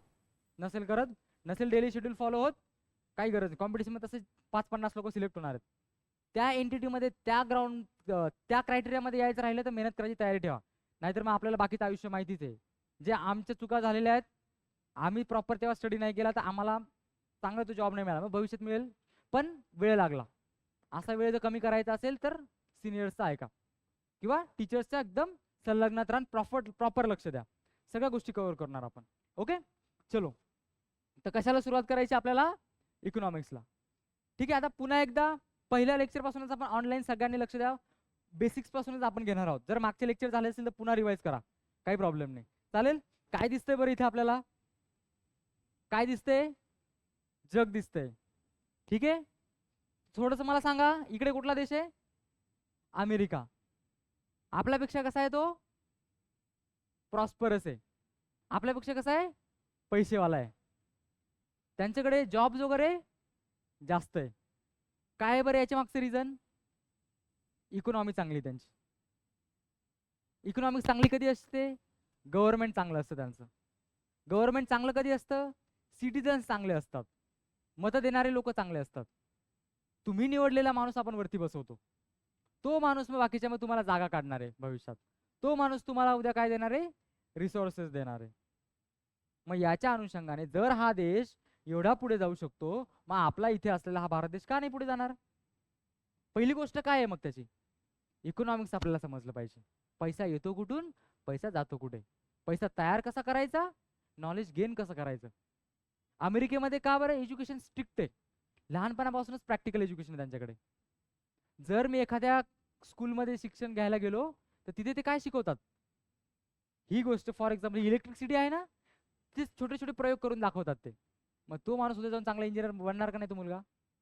हे चेंजेस कशामध्ये झाले? एज्युकेशन सिस्टममध्ये चेंजेस झाले. मग एज्युकेशन सिस्टम चांगली करण्यासाठी पैसा कोणी दिला? सरकारने दिला. तुम्हाला पैसा कुठून आला? महायुतीने दिला ना पैसा. की हे आपले जे पोरं आहेत गावाकडचे, जे अफोर्ड नाही करू शकत पुण्यासारख्या शहरांमध्ये, त्या लोकांना आपण काय दिल्या? पैसा दिला, थोडीशी मदत केली त्यांना. मग त्या मुलींनी प्रॉपर मदत घेतली, सिलेक्ट झाली की नाही? Yes, comment. कोण कशी होती ती? डेडिकेटेड होती. मग याच्यावरून तुम्हाला एक दोन गोष्टी क्लिअर होतात. जर मी प्रॉपर अभ्यास केला, सिलेक्शन होण्याचे चान्सेस आहेत. जर नाही प्रॉपर अभ्यास केला तर लेट सिलेक्शन होईल किंवा होणार पण नाही. होईल सिलेक्शन तर होतच, त्यात काय वाद नाही. पण परफेक्ट अभ्यास केला तर पहिल्या अटेम्प्ट मध्ये निघतं आपलं एक्झाम. ती मुलगीचं मी तुम्हाला सांगतो, कारण की ती माझी पहिली स्टुडंट आहे जी सिलेक्ट झालेली आहे, जेव्हापासून मी क्लासेस सुरू केले ते. म्हणजे तिला शिकवलेलं होतं. ती मला दरवेळेस सांगायची, सर मला हा प्रॉब्लेम समजत नाही, मला किंवा इकॉनॉमिक्समध्ये हा प्रॉब्लेम, हिस्ट्रीमध्ये प्रॉब्लेम आहे. ती नेहमी विचारायची. त्यांचा ग्रुप असायचा ना, तर तुम्ही पण लोक पण विचारायचे मला. तर विचारायचे, सुटल्यावरती पण लायब्ररीत पण भेटायला यायचे ते मला, सर असा असा प्रॉब्लेम. म्हणजे काय? शिक्षकांची साथ नाही सोडली त्यांनी. कोणाची साथ ठेवायची इथे तुम्हाला? इथे पॅरेंट्स कोण आहे? तुमचे शिक्षक आहेत. म्हणजे पहिल्या लेक्चरमध्ये ह्या गोष्टी क्लिअर असू द्या किंवा लिहून ठेवा कुठेतरी. पुढचे 6 महिने 8 महिने जो मला अभ्यास करायचा आहे, मला भरकटायचं नाहीये. मला काय प्रॉपर करायचं? शेड्यूल मेंटेन करायचंय, टाइम टेबल मेंटेन करायचंय, सर ज्या गोष्टी सांगणार त्या परफेक्टली करणार आहे. आणि मी तुम्हाला सगळ्यात एक्झामचा सार देणार, मग त्याच्यातून मेन गोष्टी तुम्हाला काढून देणार मी याच्यातून. कुठली एक्झाम करा भारतातली, त्याच्यासाठी तुम्हाला इकॉनॉमिक्स मी सांगू शकतो. मग तो पर्स्पेक्टिव्ह तुमचा क्लिअर झाला तर अभ्यास करायला बसायच्या वेळेस तुमच्या त्याच गोष्टी डोक्यात टाकायच्या जे एक्झाम मध्ये विचारतात. ओके, सिंपल आहे. ह्याच अनुषंगाने आपल्याला पण आताच निश्चय करा मनाशी, करायचं मला सिलेक्ट व्हायचं, चांगलं हे करायचं तर परफेक्टली आताच अभ्यास करून घ्यायचा. वर्ष 2 वर्ष करून घ्या. झालं पोलीस वगैरे किंवा ग्रुप सी मध्ये ग्रुप बी मध्ये एखादी पोस्ट मिळाली, परत मग नेक्स्ट पोस्ट साठी पैसा पण येत राहील, पुढची प्रिपरेशन चालू द्यायचं. पण आता जर तडजोड झाली तर एज निघून जाईल. मग पुन्हा ग्रॅज्युएशन करा, मग वेगळ्या एक्झामचा ट्राय करा, तिथे वेगळी कॉम्पिटिशन. पुढे मग पोस्ट ग्रॅज्युएशन करा, वेगळ्या एक्झामचा करा, तिथे खूप कॉम्पिटिशन आहे बाहेर. मग आताच्या हातात येणार आहे, फटाफट अभ्यास करून घेऊन घ्यायचं त्या मुलीसारखं. सो हे आपलं उदाहरण इथे क्लिअर झालं. चालेल, जायचं आता पुढे. चलो, तर बघा इकॉनॉमिक्सचा अभ्यास का करायचा आहे? या देशामध्ये उद्या जाऊन मी पोलीस होणार आहे, आपल्या देशात महाराष्ट्रामध्ये, किंवा अधिकारी होणार आहे, IAS होणार आहे, XYZ पर्सन मी होणार आहे. ते मी कॉन्ट्रीब्युशन कशामध्ये करणार? गव्हर्नमेंटमध्ये कॉन्ट्रीब्युशन करणार आहे मी. मग तो माणूस उद्या सरकारमध्ये काम करणार आहे तर त्याला भारताचं अर्थशास्त्र माहिती पाहिजे, भारताचं राजकारण त्याला माहिती पाहिजे, भारताचा इतिहास त्याला माहिती पाहिजे, भारताचा भूगोल त्याला माहिती पाहिजे. कारण की काय झालंय, इतिहास म्हणजे काय? इंग्रजांनी आपल्यावरती राज्य केलं. का बरं राज्य केलं? आपल्या चुकांमुळे.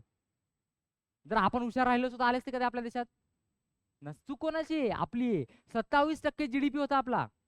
किती टक्के राहिला ते गेल्यानंतर? 2% राहिला फक्त. मग याचा प्रॉब्लेम आपल्याला झाला आता. आपल्याकडे तो पैसा राहिला असता तर आपल्याला अजून चांगलं क्वालिटी एज्युकेशन आपल्याकडे राहिलं असतं, अजून गव्हर्नमेंटने चांगला खर्च तुमच्या शिक्षणावरती केलेला असता. मग ते गोष्टी समजून घेण्यासाठी तुम्हाला थोडासा इतिहास वाचावा लागतं. मग इतिहास कसं वाचायचं? माझ्या लोकांनी, माझ्या पूर्वजांनी ज्या माझ्यासाठी गोष्टी करून दिलेल्या आहेत त्यांना थँक्यू बोलण्यासाठी इतिहास वाचायचा. मग उद्या प्रश्न पण राईट येतात तुमचे. अभ्यास कसा करायचा आपल्याला? नॉलेज ओरिएंटेड करायचंय. अभ्यास कसं करायचा आहे? एक्झाम ओरिएंटेड अभ्यास करायचा आहे, ना की कुठली डिग्री घेण्यासाठी अभ्यास करायचा आहे. Okay, done. चलो, म्हणजे आता हा इथे छोटासा देश आहे आपला जपान, या साईडला आपल्यापेक्षा पण जास्त GDP त्याची ग्रोथ जास्त आहे. मग त्यांनी काय? Dedication, hard work, proper education, proper government system. मग आपल्या देशात का बरं आज करप्शन होतंय? का बरं मोठे मोठे अधिकाऱ्यांमध्ये काय प्रॉब्लेम येतो आजही? का बरं ग्राउंड लेवलपर्यंत पैसा पोहोचत नाही? हेच अधिकारी उद्या तुम्ही होणार आहेत. मग तुम्ही कसे अधिकारी होणार? त्या माणसाला माहिती पाहिजे आपल्या देशाची कंडिशन काय होती, कशामधून आपण 75 वर्षामधून आलेलो आहेत. मग 75 वर्षामधल्या पॉलिसीज, फर्स्ट 5 इयर प्लॅन, मग तुम्हाला प्रश्न विचारतात ते पहिला पंचवार्षिक योजनेची उद्दिष्ट काय होती, कोणी आणला तो? पंचवार्षिक योजना योजना आणण्याचं काय कारण असतं? हेच कारण असतं, देशाला डेव्हलप करायचं आपल्याला. ज्या सेक्टरात ऍग्रिकल्चरला थोडा पैसा देणार ते, लाडक्या बहिणीला थोडा पैसा देणार ते, लाडक्या भावाला थोडा पैसा देणार ते. ओके, मग या अनुषंगाने काय होत जातं, गव्हर्नमेंट पैसा देत जातो, गव्हर्नमेंट पॉलिसीज बनवतो. मग बजेट, काल आपण पाहिलंच बजेट, पैसा येतो कुठून, पैसा जातो कशा. ठीक आहे, ह्या गोष्टींचा आपल्याला काय करायचंय, डिटेलमध्ये अभ्यास करायचा. आता बघा एक एक्झाम्पल लक्षात राहू द्या, दिसतंय का, ची जीडीपी किती आहे, 20.92 ट्रिलियन करोड डॉलर्स मध्ये. हे जे उदाहरण म्हणून ठेवा. एवढी जीडीपी का बरं त्यांची गेली? काय काय रिझन असू शकतं त्यांची जीडीपी एवढी का बरं वाढली? आपली बघा किती आहे, भारत देश 3.2. मग जीडीपी काय आहे मी समजावून सांगतो तुम्हाला आता पुढे. याच्या मागचं रिझन काय असतं, सगळ्यांना जॉब आहे, सगळ्यांना एम्प्लॉयमेंट आहे, चांगलं शिक्षण आहे, चांगलं आरोग्य आहे, चांगले रस्ते आहेत, राहण्यासाठी चांगली व्यवस्था आहे, खाण्यासाठी चांगली व्यवस्था आहे, पाणी स्वच्छ आहे. पाणी स्वच्छ पुण्यात नाही मिळालं तर गावागावात आजही पाण्याचा प्रॉब्लेम आहे. त्याच्याने काय वाढते, रोगराई वाढते. त्याच्याने मग आपला जो उद्याचा अभ्यास करणारा जो क्रायटेरिया आहे तो कमी होऊन जातो. आजारी पडले तर किती दिवस चालले जातात आपले, 8 ते 10 दिवस चालले जातात, 7-8 दिवस. मग असे जर लोक, अशा लोकांना वेगळा त्रास होऊ लागला, डिझिजेस वाढत गेल्या, इनडायरेक्टली त्याचा इम्पॅक्ट कशावरती होणार आहे, देशावरती होणार आहे. मग आपलं काय चांगलं असलं पाहिजे, हेल्थ सेक्टर चांगलं असलं पाहिजे, चांगले डॉक्टर्स आपल्याकडे असले पाहिजे. मग चांगले डॉक्टर जर आले, नीटमध्ये स्कॅम होऊ लागला, मग नीटमध्ये काही स्कॅम झाला तर चांगले डॉक्टर येणार का? नीटमध्ये काय स्कॅम झाला होता आता, फ्रॉड झाला ना एक्झामचा. मग तेच जर डॉक्टर उद्या तुम्हाला चेक करायला आले तर काय होईल तुमचं? मग आपल्याकडे काय असलं पाहिजे, जी सिस्टम आहे गव्हर्नमेंटची एक्झाम घेण्याची ती पण पारदर्शक पाहिजे. तुम्ही अधिकारी होणार, 20 लाख रुपये भरून कुठे लागले, पण त्या पद तुम्ही हँडल कसं करणार? तुम्ही इतिहास भूगोलात जर वाचला नाही तर काय करणार त्या 20 लाखाचं? म्हणून कॉम्पिटिशन मध्ये उतरायचं, स्वतःला आजमवायचं आणि पोस्ट घेऊन घरी जायचं. म्हणजे एवढा सगळा रेशिओ बसलेला आहे, एक अभ्यास करतो एकच पुढे जातो, नाही बाकीच्याने केलं तर नाही होत. ही गोष्ट क्लिअर असली पाहिजे आपल्याला. मग देशाचं पण तेच आहे, यांनी पॉलिसी चांगल्या इम्प्लिमेंट केल्या, चांगल्या लेवलचं ग्रोथ झालं त्यांच्याकडे. आपण इम्प्लिमेंट नाही केलं तर ग्रोथ चांगलं नाही झालं. ठीक आहे, तर बघूयात आता आपण पुढे. हे बघितलं होतं आपण, सांगितलं होतं मी तुम्हाला फॅक्टर ऑफ प्रोडक्शन माहिती असेल सगळ्यांना. इकॉनॉमीचा पहिला रोल काय आहे, फॅक्टर ऑफ प्रोडक्शन. तुमचं गाव कोणतं आहे? साताऱ्याच्या आहात तुम्ही, ऍग्रिकल्चर बॅकग्राऊंड, शेती बॅकग्राऊंड असेल तर उदाहरण घेऊ आपण शेतीचं एक. सगळ्यांचं शेती बॅकग्राऊंड किती लोकांचं इथे? ऑलमोस्ट सगळ्यांचं शेतीचं बॅकग्राऊंड. बघा, कोणतीही इकॉनॉमी चालवण्यासाठी आपल्याला फॅक्टर ऑफ प्रोडक्शनला कामाला लावावं लागतं. मी काल सांगितलं होतं तुम्हाला, आहे ना, खूप जणांना. आता नवीन पुन्हा एकदा रिपीट करून सांगतो. कायही लँड आहे, ठीक आहे, त्याच्यानंतर हे काय आहेत, लेबर्स आहेत, हे काय आहे, कॅपिटल आहे, हे आहेत एंटरप्राइज. एंटरप्राइज म्हणजे काय, शेतकरी, जो तो शेती करणारा माणूस असतो तो. मग याला शेती करायची आहे, पाऊस वगैरे पडला, पेरणी वगैरे केली, पेरणी करण्यासाठी त्यांनी काय हायर केले, लेबर्स हायर केले. कांदे लावायचे मला, लेबर्स घेऊन आलो. निंदणी करायची, खुरपणी करायची, लेबर्स घेऊन आलो. मग या एंटरप्रेनरने यांना काय पेमेंट केलं, डेली रोजगार. नांगरायचे मला शेती, ट्रॅक्टरचा वापर केला. माल मला वाहून न्यायचा शेतीमधून, या गाड्यांचा वापर केला. म्हणजे काय, कॅपिटलचा वापर केला मी. कशामध्ये वापर केला, प्रोडक्शन काढण्यासाठी. बरोबर आहे, शेतीमध्ये मी काय केलं, आधी शेती आहे आपल्या गावाला, आपण अन्नधान्य लावलं, प्रोडक्शन काढलं, प्रोडक्शन काढल्यानंतर त्याला माल वाहतुकीमध्ये आणलं, नंतर लेबर्स लावले, त्यांना पण एम्प्लॉयमेंट जनरेट केला. म्हणजे कंप्लीट काय सुरू झाली, इकॉनॉमी सुरू झाली.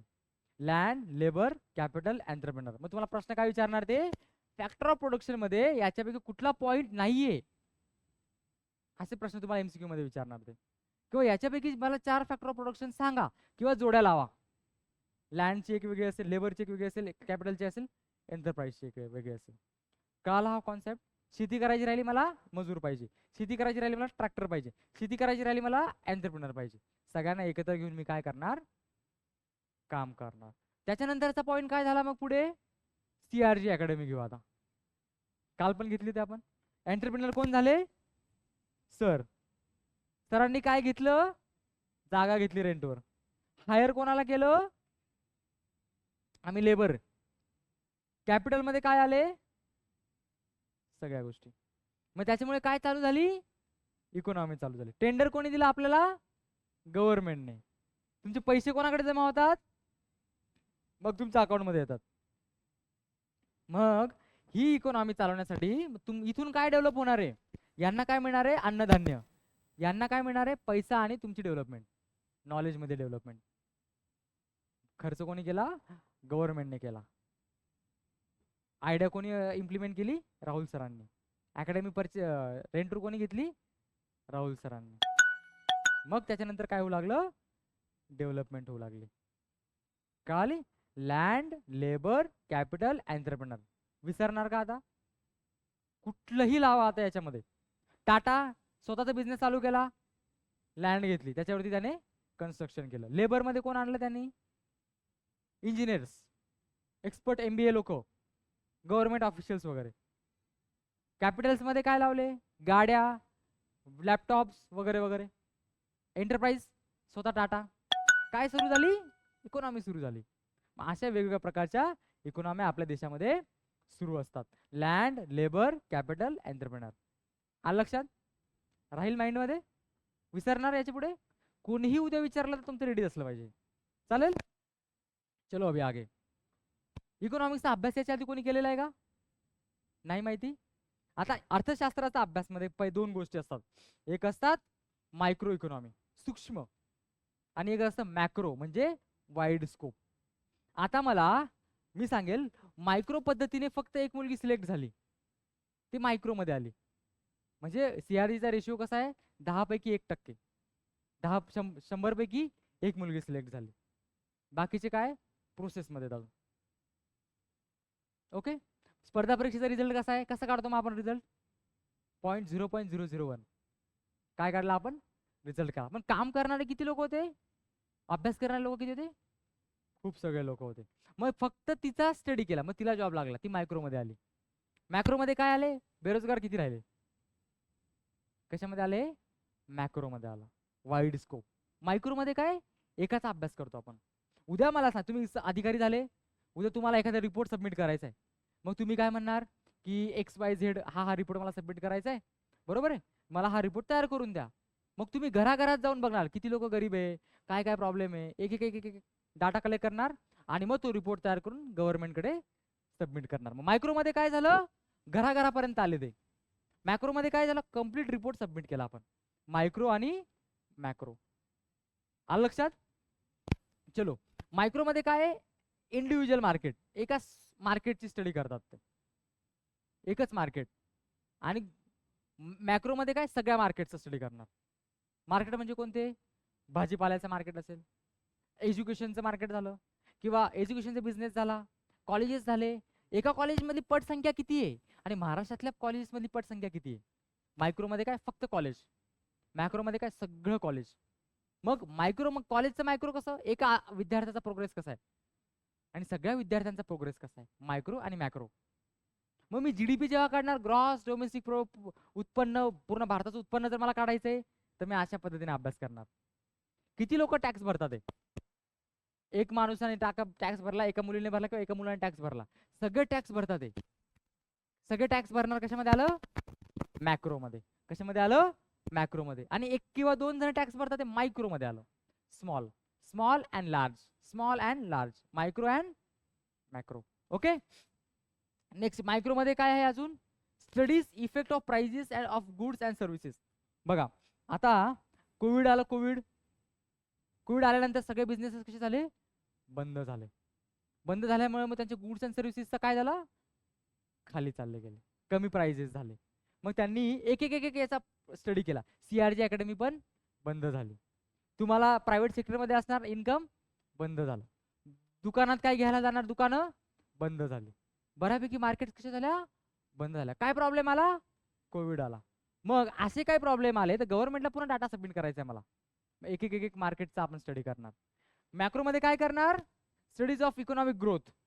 मग ग्रोथ कशी पद्धतीने होत चालली, पूर्ण भारताची काय कंडिशन झाली कोविड आल्यानंतर, किंवा आता डेव्हलपमेंट सगळं सुरू झालं, भारतामध्ये काय प्रॉब्लेम होते, काय सॉल्युशन आले भारताने.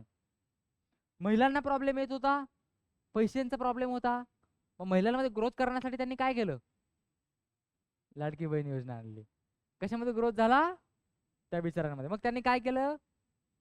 साड्या घेतल्या, हा ना? काय करणार त्या पैशाचं? पेढे वगैरे घेणार, तेवढे घेणार. मग त्याच्याने भविष्यासाठी त्यांना काय फायदा झाला का? नाही. आता तुम्ही सीआरजी अकॅडमीमधून इथून गव्हर्नमेंट तुमच्यावरचा खर्च केलेला आहे. भविष्यात मुलगी पोलीस झाली, भवितव्य चांगलं झालं, देशामध्ये त्याच्यामध्ये कॉन्ट्रीब्युट करणार ती. लाडक्या बहिण्या काय करणार आहे मग? मग एका अर्थाने चांगला इकॉनॉमिक अभ्यास केलेला माणूस काय म्हणेल पॉलिसी फ्रेम करताना? सर हे चुकीचं आहे बरं का. आपण ना ह्या करण्याच्या ऐवजी ज्या मुली 10वी पास झालेल्या आहेत ना त्यांना सायकल देऊ आपण. जे मुलं आता ग्रॅज्युएशन झालेत किंवा 12वी झालेले आहेत ना तिथे जागा वाढवू आपण.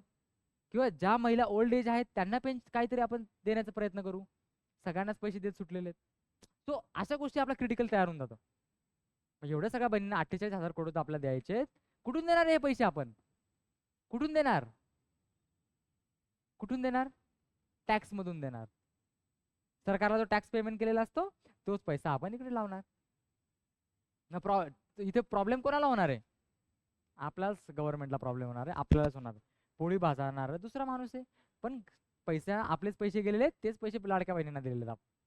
आपलाच पैसे फिरवतात ते. हे कधी तुम्हाला कळणार? इकॉनॉमिक्सचा अभ्यास केल्यावर कळणार. आधी माहिती होतं का? पैसे आले 3,000 आले, 1,500 आले, 2,000 आले. पण एखादा एज्युकेटेड पर्सन बिचारा विचार करेल की यार हे चुकीचं होतंय कुठेतरी. असेलही त्यांचं काही मोठं की बाबा काहीतरी करू शकतात ते छोटा मोठा बिझनेस वगैरे, पण काय करणार ते? एवढा लॉंग लास्टिंग फायदा नाहीये.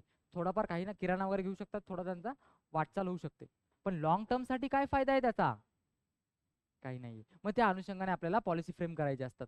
मग लाडकी बहिणीचा एका दिवसामुळे काय इम्पॅक्ट होणार आहे? लार्ज पर्स्पेक्टिव्हने मॅक्रो मध्ये काय इम्पॅक्ट होणार आहे? That is micro and micro. Micro and macro. ठीक आहे. मग इकॉनॉमिक्स काय तयार करते? आपली क्रिटिकल थिंकिंग तयार करते. या क्रिटिकल थिंकिंगने मग तुमचा बघण्याचा दृष्टिकोन त्याच्याकडे परफेक्ट होऊन जातो. उदाहरणार्थ तुम्ही क्लास 2 क्लास 3 ऑफिसर झाले, वरून तुमच्याकडे एखादी ऑर्डर आलेली आहे, you have to read complete order आणि you have to take proper decisions. Again मग तुम्हाला वरती ऑथॉरिटीकडे पाठवायचे. इकॉनॉमी माहिती नाही मला, लाडकी बहीण आले, हा सर घ्या मारून द्यावून टाका, काय नाही विषय. इकॉनॉमिक्स परफेक्ट असलं पाहिजे आपल्याला. अंडरस्टँड? हे ओव्हरव्ह्यूचं लेक्चर आहे. मग पुढे मी तुमच्या क्वेश्चनच्या माध्यमातून तुमच्या गोष्टी घेणार. कसे प्रश्न विचारणार? आतापर्यंत इकॉनॉमिक्स मध्ये काय काय प्रश्न विचारले कोणी सांगू शकेल का मला? PYQ बघितले असतील तर काही प्रश्न इकॉनॉमिक्स कोणी परीक्षा दिल्यात की इथे? कोणी दिलेत का पेपर? कोणीच नाही पेपर दिले इथे. तू दिले असतील. इकॉनॉमीचे प्रश्न काय असतात बरं? पंचवार्षिक योजनेवरती असतात. इंडिपेंडन्स नंतरच्या ज्या योजना आपण केल्या त्या आपण बघणार आहेत. अजून GDP GNP NNP वरती प्रश्न असतात, ते पण आता बघणार. अजून ऑनलाईन मला सांगेल का प्रश्न? कोणी एक्झाम दिले असेल तर मला सांगा की कशा कशावरती तुम्हाला प्रश्न विचारतात. ठीक आहे. GDP GNP ते तर समजूनच घ्यायचं आपल्याला, पण त्याची वाटचाल कुठून होते? मायक्रो आणि मॅक्रो लेवल पासून होते. ओके. नेक्स्ट काय आहे? Concern with individual labour market and consumer behaviour. मग जे मार्केट आहेत, जो कन्झ्युमर आहे त्याचं अर्निंग किती होतंय, त्याला प्रॉफिट किती होतोय आणि कम्प्लीट मार्केटला किती प्रॉफिट झाला, हे कशामध्ये बघणार आपण?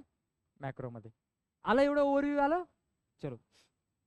मग त्याचे factor demand supply factor pricing हे मी तुम्हाला सांगतो पुढच्या स्लाइड्स मध्ये. आता हा काय आपला पुन्हा एकदा बघा देश.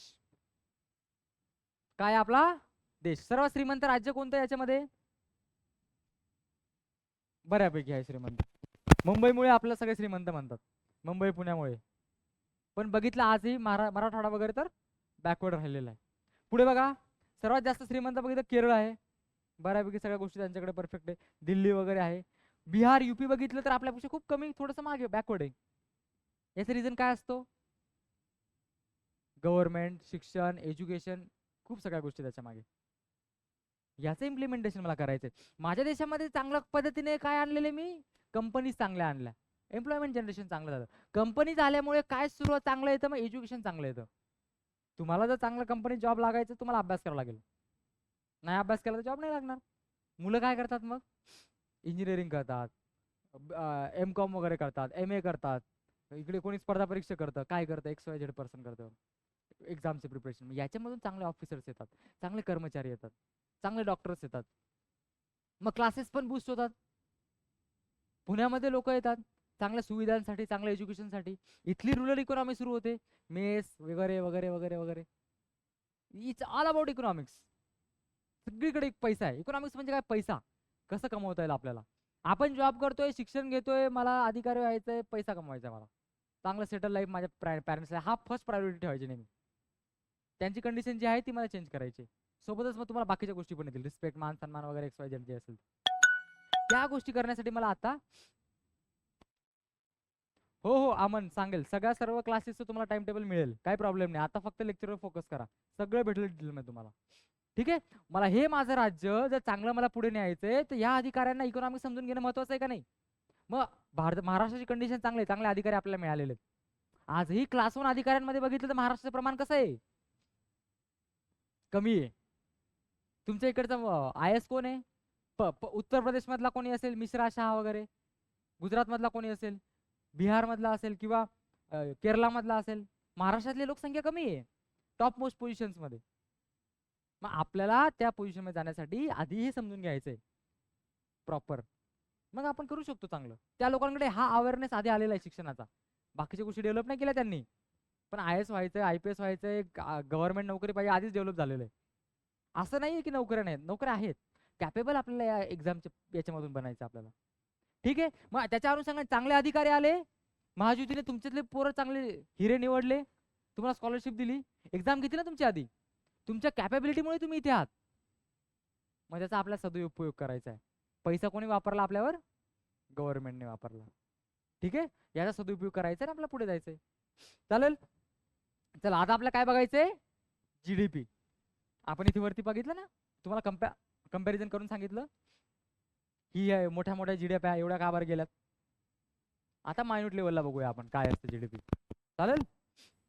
झेपतंय ना, समजतंय ना? चलो. GDP मध्ये काय येतं? Gross domestic product. मला देशाचं उत्पन्न मोजायचंय. काय मोजायचं? मला देशाचं उत्पन्न मोजायचं.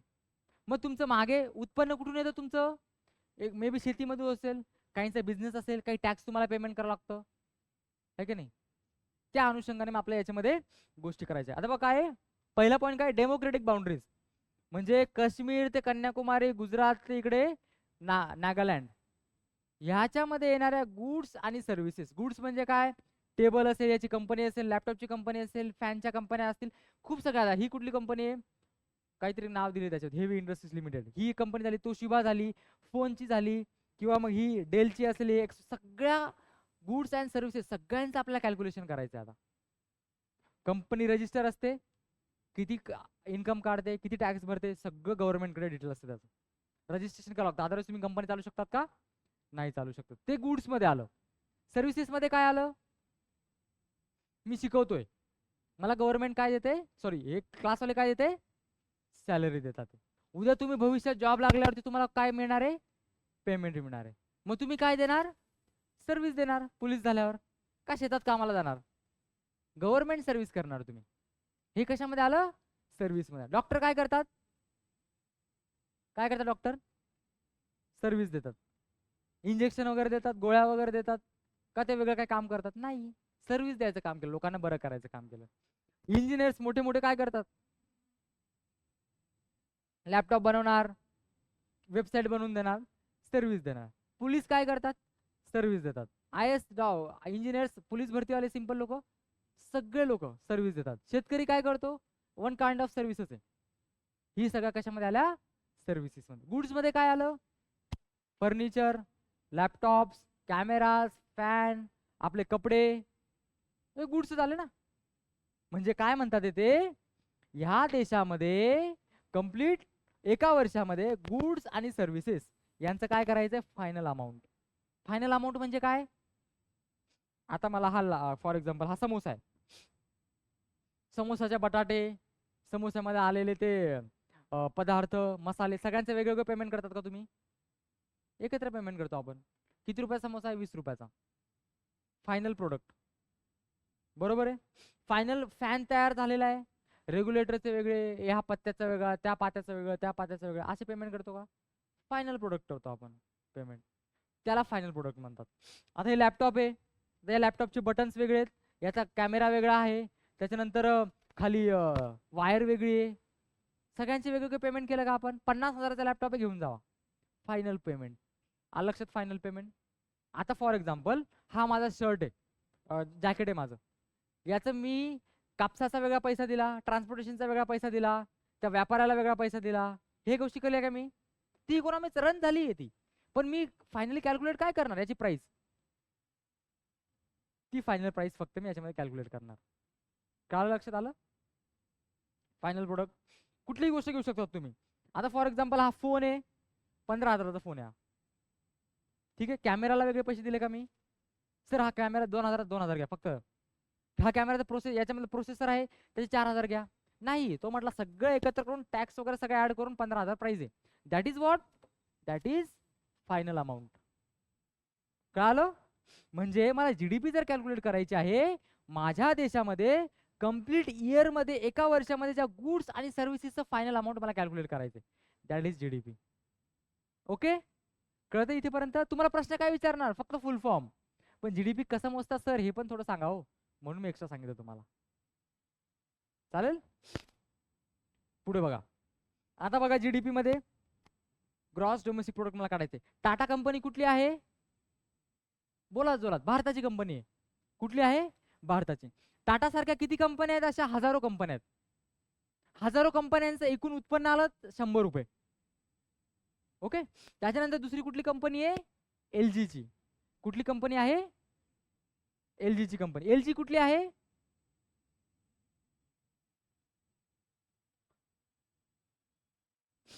एलजी कुठली कंपनी आहे?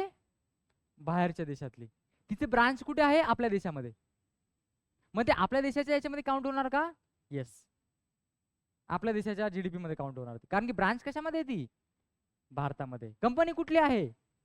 बाहेरची कंपनी. मग एलजी सारख्या बाहेरच्या पण कंपन्या आहेत खूप सगळ्या, त्यांचे कॅल्क्युलेशन 50 रुपये घेतले. उदाहरण घेतलं, सोपं उदाहरण घेतलं समजण्यासाठी. जास्त मोठी अमाऊंट घेतली का आपण? नाही. मग 100 कोटी असतील ते, असू द्या, आपण 100 रुपये घेऊ कॅल्क्युलेशन. म्हणजे भारतातल्या जेवढ्या कंपन्या आहेत त्यांचं व्हॅल्युएशन किती आलं? 100 आलं. काय सांगितलं तुम्ही इथे? Goods and services. त्या सगळ्या फायनल अमाऊंट त्यांचं आलेलं आहे. किती आलेलं आहे? 100 रुपये. म्हणजे हे बाहेरच्या इंडियातली कंपनी, एलजीची कंपनी, आपल्या देशातली किती झालं टोटल? 150 रुपये. किती आलं जीडीपी मग आपलं? 150 रुपये. आता टाटाची कंपनी आहे, त्याला काहीतरी प्रॉब्लेम झाला मध्ये ट्रान्सपोर्टेशन करताना. मग काय झालं? थोडंसं डेप्रिसिएशन, थोडासा लॉस झाला. काय लॉस झाला? त्याची कंपनी लोकांपर्यंत पोहोचली नाही, सॉरी कंपनी प्रोडक्ट लोकांपर्यंत पोहोचलं नाही. कोविड आला मध्येच 2 वर्ष ठप्प पडलं मार्केट. मग हे काय झाला? लॉस. काय झाला? डेप्रिसिएशन. काय म्हणणार मी याला? डेप्रिसिएशन. म्हणजे 150 रुपये माझं उत्पन्न होतं, डेप्रिसिएशन किती रुपये आलं? 10 रुपये डेप्रिसिएशन आलं. ओके, किती डेप्रिसिएशन आलं? 10 रुपये. फायनल किती आलं एनडीपी? मग नेट किती काढला आपण? नेट म्हणजे काय? निव्वळ. तुमचा लॉस घरी जाऊ द्या, काढून घ्या लॉस. निव्वळ उत्पन्न किती आलं त्याचं? 140. आलं लक्षात? म्हणजे टाटा सारख्या अशा खूप सगळ्या कंपन्या आहेत, त्यांचं उत्पन्न आलं 100 रुपये. एलजी सारख्या बाहेरच्या देशातल्या कंपन्या किती आहेत? 50 उत्पन्न आलं त्यांचं. एकूण जीडीपी मध्ये किती आलं? 150. मग याच्यामध्ये मायनस काय करणार मी? डेप्रिसिएशन. काय मायनस करणार? डेप्रिसिएशन. लॉस. थोडाफार लॉस होतोच ना आपला. फॉर एक्झाम्पल तुम्ही घरून आले, येता येता तुमचे 100 रुपये चोरीला गेले उदाहरणार्थ. मग हा काय झाला? तुमचा डेप्रिसिएशन झाला. काय झाला? लॉस झाला. पुण्यात अभ्यास करायला आले तुम्ही, अभ्यास करायच्या व्यतिरिक्त टाइमपास केला, डेप्रिसिएशन मध्ये जाणार ते. मग तुमचा पुण्यातला येण्याचा खर्च मायनस तुमचा डेप्रिसिएशन, लॉस. मग इकडून तुमचं आलेलं निव्वळ काम किती केलं तुम्ही तेवढं काढायचं. इथे काय कॅल्क्युलेट केलं आपण? डेप्रिसिएशन. डेप्रिसिएशन म्हणजे काय? गुड्सला काय प्रॉब्लेम झाला असेल, सर्व्हिसेसला काय प्रॉब्लेम झाला असेल, XYZ, ते काय झालं? डेप्रिसिएशन झालं. मग हे काय करतो आपण? वजा करतो. मग निव्वळ उत्पन्न किती मिळालं मला? 140. कळालं? तुम्हाला प्रश्न याच्या फक्त जीडीपी वर विचारणार आहे, पण आपण पुढच्या फॉर्म्युल्याच्या माध्यमातून समजून घेतलं. एनडीपी मध्ये मग विचारतील तुम्हाला, हा फॉर्म्युला विचारतील, कारण की जनरल माणसाला माहिती असलं पाहिजे फॉर्म्युला त्याचे. झाले 2 प्रश्न इथे रेडी. जायचं पुढे? चलो.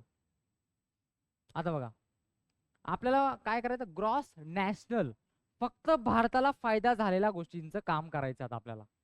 फक्त कोणाला फायदा झाला पाहिजे? भारताला. ठीक आहे. मग मी याच्यामध्ये काय करणार? जीडीपी किती आलं होतं माझं? 150 रुपये. मग याच्यामध्ये मी काय करणार? हे 50 रुपये मायनस करणार. का बरं? बाहेरची कंपनी होती ना, त्यांचा फायदा जो आहे तो त्यांच्या देशात घेऊन जातील ते.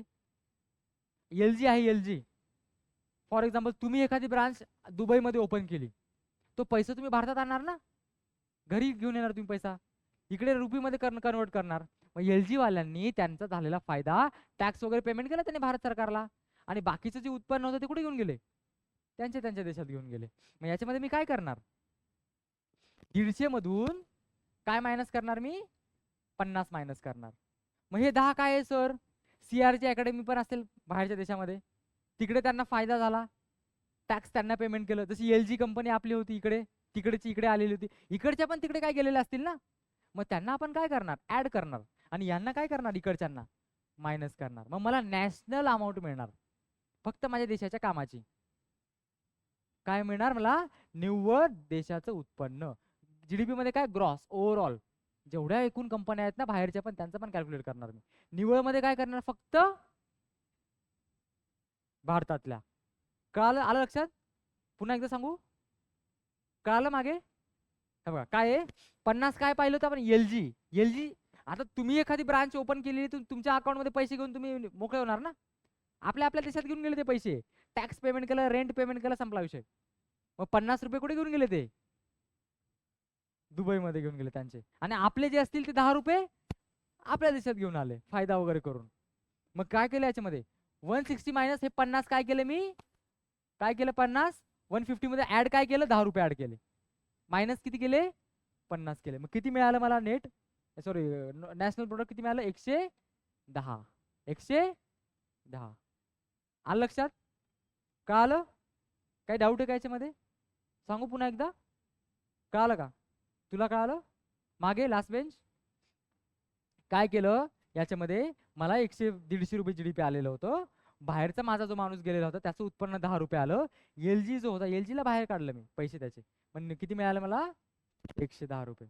मग 110 रुपयामध्ये पण हे काढताना मला पुन्हा डेप्रिशिएशन आलं, लॉस तर थोडाफार होणारच आहे.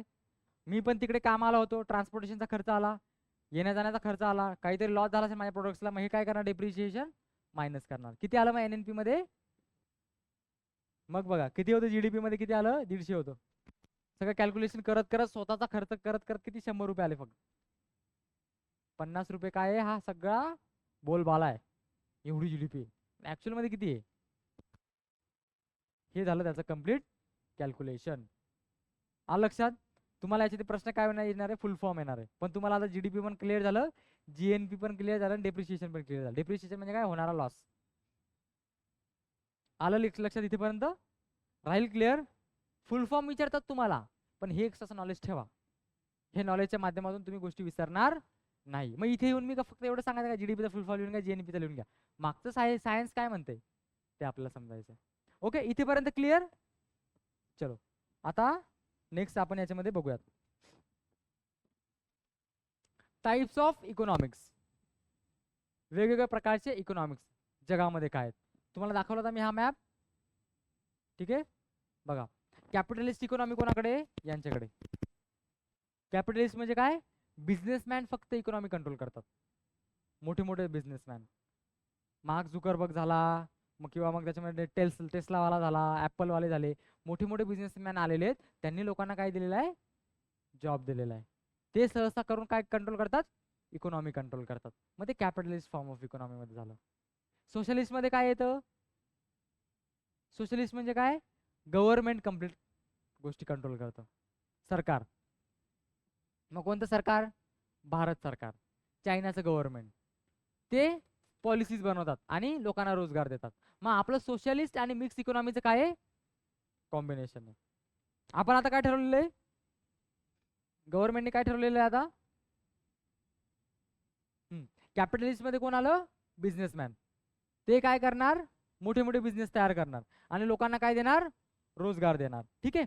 सोशलिस्ट मध्ये काय आलं, सोशलिस्ट मध्ये पॉलिसीज कोण फ्रेम करतं, सोशलिस्ट मध्ये पॉलिसी फ्रेम कोण करतं, गव्हर्नमेंट. कम्प्लीट कोऑर्डिनेशन कोणाचं असतं, सरकारचं असतं. मग सोशलिस्ट उदाहरण देईल का मला कोणी, कुठल्या देशामध्ये सोशलिस्ट इकॉनॉमी आहे, देईल कोणी उदाहरण मला.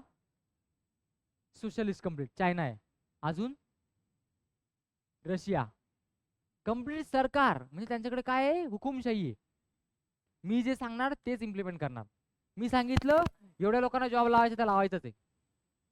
म्हणजे हे काय बंबार्डिंग करतं ते गव्हर्नमेंट. करायचं म्हणजे करायचं, हे काम करायचं तर करायचं, वेलफेअरसाठी करतात. मिक्स मध्ये काय आहे, मिक्स इकॉनॉमी मध्ये सरकार पण येणार, प्रायव्हेटचे पण लोक येणार, बिझनेसमॅन एकत्र येऊन ते काय करणार, काम करणार. टेंडर घेणारे कोण आहेत हे लोक, प्रायव्हेटचे. गव्हर्नमेंटने काय दिले, पैसे दिले. तुम्ही इथे काय करायला आले, क्लास करायला आले. मग काय झाले, मिक्स. कोणी टेंडर दिलं यांना, गव्हर्नमेंटने. कुठल्या माणसाला दिलं, प्रायव्हेट माणसाला दिलं. गव्हर्नमेंट पण आला, प्रायव्हेट पण आला, आणि काय होऊ लागला, बिझनेस होऊ लागला. मग ते कशामध्ये आलं, मिक्स इकॉनॉमी मध्ये. रस्ता बांधायचा आहे मला, सरकार स्वतः येऊन बांधेल का, कॉन्ट्रॅक्ट देईल कोणाला तरी. मला मोठे मोठे विमानतळ बांधायचे, सरकार स्वतः येईल का बांधायला, नाही, अदानीला देईल कॉन्ट्रॅक्ट. मेट्रो बांधायची आहे, स्वतः मोदीजी येतात का, नाही, मोदीजी फक्त सत्कार करायला येणार, कटिंग करायला. कॉन्ट्रॅक्ट कोणाला मिळणार, MMRD ला मिळणार. बांधून द्या, तुमचे अर्धे पैसे लावा, माझे अर्धे लावा, तिकिटामधून 50% तुम्ही घ्या, 50% आम्ही घेतो. That is a mixed economy. गव्हर्नमेंटचा वाटा असणार, प्रायव्हेटचा वाटा असणार, दोघं एकत्र येऊन मग कामं करणार. या माणसाने किती परफेक्ट मॅनेजमेंट करून दिले तुम्हाला. इथं काही गोष्टीचा प्रॉब्लेम आहे का, तेच गव्हर्नमेंटचं आले असते तर तिकडचे कामं सोडून मग इकडे लागले असते कामं करायला. प्रायव्हेटचा हुशार माणूस त्यांनी बसवला, राहुल सर. काम केलं त्यांनी, लोकांना मॅनेज केलं, चांगले टीचर्स हायर केले, लोकांचं पण कल्याण व्हायला पाहिजे, आणि कंपल्सरी अटेंडन्स केली. पैसे तर सरकार देते, रिझल्ट का बरं येत नाही, मग सरकार म्हणेल महायुतीचे पोरं पास का होत नाहीये, फक्त हे घेतात ते, पैसे घेतात ते, लेक्चरच करत नाहीये. मग गव्हर्नमेंटला जाग आली. हा, मग राहुल सरांना फोन केला, हो काय रिझल्ट का नाही आला मागच्या वर्षी, आपली पोरं का बरं कमी आली. मग काय करते महायुती संस्थावाले, पोरं खरंच अभ्यास करता का चेक करा, तुम्ही क्लासेस करता का नाही चेक करा, एक्झाम्स घ्या त्यांच्या, आम्ही एवढा खर्च करतो त्यांच्यावरती. म्हणजे मिक्स मध्ये काय आहे, कोण कोणाला जबाबदारी आहे, गव्हर्नमेंट प्रायव्हेटला उद्या कान धरून विचारेल का बरं रिझल्ट नाही आला. एक उदाहरण सांगतो चांगलं. माझा फ्रेंड आता UPSC मेन्सला आहे, महायुतीने त्याला 1 वर्षभर पोचलं, म्हणजे खर्च केला त्याचा. आता मेन्सला आहे तो. एक मित्र सहकार अधिकारी झाला, महायुतीमध्ये सिलेक्शन झालं, तर 1 वर्ष कंटिन्यू अभ्यास की अभ्यासच केला. माझा रूममेट होता तो, नाही तर खायचे पण वांदे होते त्याचे. तो हे आहे पब्लिक प्रायव्हेट पार्टनरशिप मध्ये. प्रायव्हेट वाले लोक येतात, ते चांगलं, त्यांनी क्लासेस पण त्यांनी परफेक्टली केले. सहकार अधिकारी नगरमध्ये जॉईनिंग झाली, त्याच्या आधी एक पोस्ट काढली अजून त्याने मंत्रालयात, इकॉनॉमिक्स डिपार्टमेंटमध्ये, फक्त महायुतीच्या जोरावर. UPSC मध्ये पण क्रायटेरिया वाढत चाललेला आहे मुलांचं सिलेक्शन होण्याचा. कोणी केलं, मग प्रायव्हेट सेक्टरने केलं, आणि गव्हर्नमेंट सेक्टरने एकत्र येऊन तुम्हाला शिकवलं. कोचिंग क्लासेस काय आहेत, प्रायव्हेट आहे, पैसे देण्याचं काम कोणी केलं, गव्हर्नमेंटने केलं. मग कशामध्ये आलं, ओके, राहील लक्षात. चलो मागे कळतंय ना, कॅपिटलिस्ट कळालं.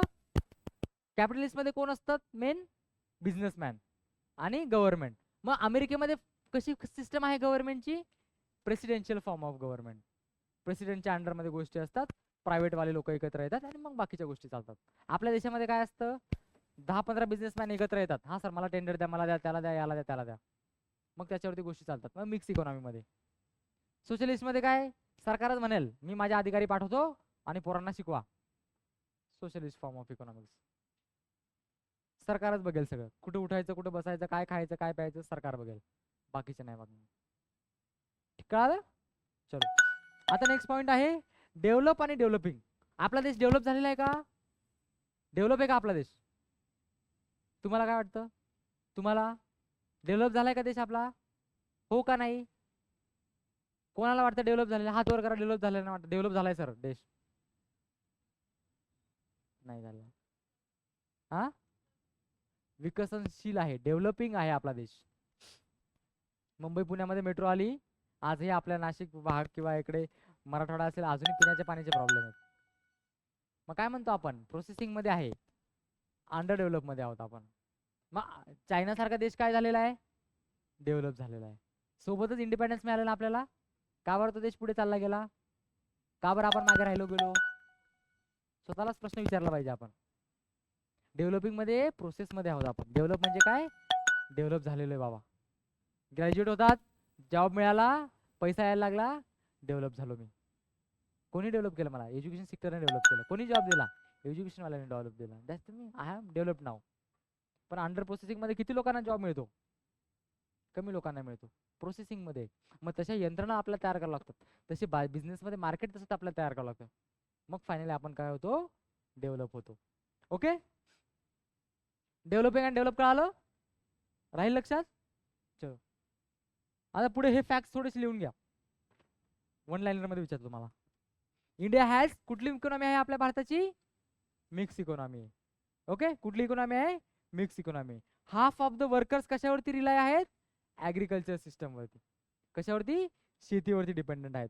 त्याच्यानंतर मग the cost of living is lower than America. अमेरिकेपेक्षा आपल्याकडे कॉस्ट ऑफ लिव्हिंग कशी आहे? कमी आहे. मग तुम्हाला कॅपिटलिस्ट, सोशलिस्ट आणि मिक्स इकॉनॉमी मध्ये ते विचारू शकतात. स्टेटमेंट एखादं टाकू शकतात ते. ह्या फॅक्ट्स लक्षात राहू द्या फक्त. त्याच्यानंतर काय? Indian middle class is bigger than the US middle class. म्हणजे आपल्याकडचा जो मिडल क्लास हा जो आता क्रायटेरिया आहे अमेरिकेपेक्षा कसा आहे? जास्त आहे. मिडल क्लास आपल्याकडे काय वाढत चाललेले आहेत. ठीक आहे. It's an attractive country outsourcing call centres. म्हणजे सर्व्हिस सेक्टरमध्ये जास्तीत जास्त प्रमाणात आपलं काय होतंय? इकॉनॉमिक ग्रोथ होते. त्याच्यानंतर काय? बॉलिवूड, हॉलिवूड, टॉलिवूड ह्या सगळ्या इकॉनॉमीचं कॉन्ट्रीब्युशन जीडीपी मध्ये जास्त होत चाललेलं आहे. हा फॅक्ट्स आहे. हा फॅक्ट्स फक्त लक्षात ठेवा. तुम्हाला याच्यातून प्रश्न हे फक्त 3-4 गोष्टी फक्त माहिती असू द्या. अमेरिकेसोबत कंपॅरिझन कॅपिटलिस्ट मध्ये, जीडीपी मध्ये कंपॅरिझन, अजून काय? मिक्स इकॉनॉमी, सोशलिस्ट आणि कॅपिटलिस्ट इकॉनॉमी. मग तुम्हाला प्रश्न विचारतील खालीलपैकी कोणती इकॉनॉमी कॅपिटलिस्ट मध्ये येते? खालीलपैकी कोणती इकॉनॉमी मिक्स मध्ये येते? खालीलपैकी कोणती इकॉनॉमी सोशलिस्ट मध्ये येते? ओके, सोशलिस्ट, कॅपिटलिस्ट आणि मिक्स्ड इकॉनॉमी. राहील एवढं लक्षात? चलो पुन्हा प्रायमरी, सेकंडरी, टर्शरीचं मी उदाहरण दिलं होतं काल. प्रायमरी सेक्टर, सेकंडरी सेक्टर आणि टर्शरी सेक्टर. प्रायमरी मध्ये काय? शेती वगैरे. अजून काय? एक्स्ट्रॅक्शन म्हणजे मिनरल मला मिळतात शेतीमधून, गोल्ड मिळतात, मेटल मिळतात. अजून काय मिळतं मला? रेअर अर्थ वेगवेगळ्या प्रकारचे कॉपर मिळतात. कुठे मिळतात? जमिनीमध्ये मिळतात. क्रूड ऑइल कुठे मिळते मला? जमिनीमध्ये. मग क्रूड ऑइल नंतर कशामध्ये येतं? ते प्रोसेसिंग होते. कशामध्ये प्रोसेसिंग होते? सेकंडरी सेक्टरमध्ये. मग ते क्रूड ऑइलचं काय होतं? पेट्रोल. मग पेट्रोल पंप मध्ये काय मिळतं आपल्याला? विकतो आपण. Primary, secondary, tertiary. प्रायमरी मध्ये काय? जे आपल्याला नॅचरल पद्धतीमधून गोष्टी मिळतात त्या प्रायमरी मध्ये येतात. सेकंडरी मध्ये काय येतं? त्याच्यावरती आपण प्रोसेसिंग केलेली आहे. टर्शरी मध्ये काय केलं तो आपण त्याला विक्री करतो. Primary, secondary, tertiary. ओके, राहील लक्षात? हे एक ओव्हरव्ह्यू म्हणून लक्षात राहू द्या. बजेट बद्दलचं आपण हे बजेट डिटेलमध्ये करणार आहोत. काल मी उदाहरण दिलेलं होतं सोर्स ऑफ इन्कम आणि एक्सपेंडिचर. इन्कम काय आहे भारत देशाचं? कुठून कुठून येतं आपल्याला? बघा तुम्हाला याच्यामध्ये प्रश्न विचारतील. काय विचारतील प्रश्न? पैसे येतात कुठून? सर्वात जास्त पैसे कशामधून येतात? बॉरोविंग्स आणि अदर लायबिलिटीज. बॉरो करतो आपण दुसऱ्या देशांकडून.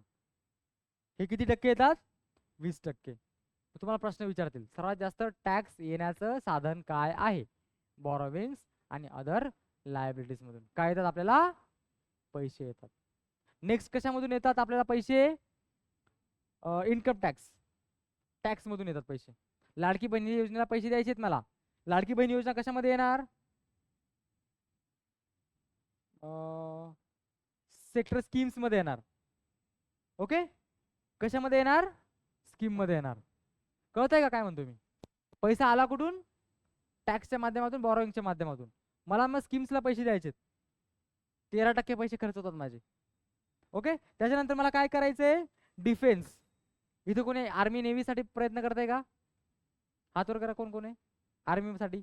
हे डिफेन्स. डिफेन्स साठी त्यांना ट्रेनिंग द्यायचं. ट्रेनिंग नंतर काय?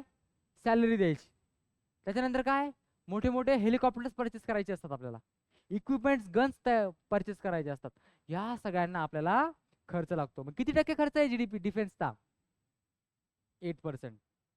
ठीक आहे. त्याच्यानंतर खर्च काय आहे आपल्याला? Interest payment. मेट्रो बांधायची मला, जपानकडून मी काय घेतलं? कर्ज घेतलं. कोणाकडून कर्ज घेतलं? जपानकडून. त्याला इंटरेस्ट पेमेंट करावं लागेल ना मला.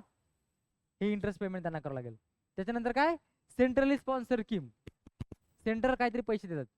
उज्ज्वला योजना, जनधन योजना, PM कुसुम योजना, सोलार पंप योजना. सेंट्रल गव्हर्नमेंटने आपल्याला काय दिले, स्कीम्स दिले. कोणाला दिले? शेतकऱ्यांना दिले. महाज्योती योजना, सारथी बार्टी योजना. ओके, त्याच्यानंतर काय आहे? State share taxes and duties. Central गव्हर्नमेंटचा बजेट आला, निर्मला सीतारामन मॅडमने बजेट आणला. स्टेट्सला पैसे द्यावे लागतात. महाराष्ट्राला थोडे, उत्तर प्रदेशला थोडे, केरळला थोडे. किती पैसे मिळाले मग महाराष्ट्राला आता? मेट्रोसाठी 1000 कोटी दिले त्यांनी आपल्याला.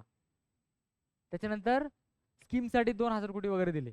अदर डेव्हलपमेंटसाठी वगैरे पैशाचे काहीतरी 15000 कोटी समथिंग काहीतरी त्यांनी दिले आपल्याला. कोणी दिले? सेंट्रलने. बिहारला किती मिळाले? 35 का 40 काहीतरी मिळाले. खूप जास्त मिळाले बिहारला. का बरं मिळाले? आता मग तो पॉलिटिकल गोष्ट आहे. नितीश कुमार त्यांच्यामध्ये असल्यामुळे मिळाले त्यांना. हा, आणि केरळला पण चांगले पैसे मिळाले.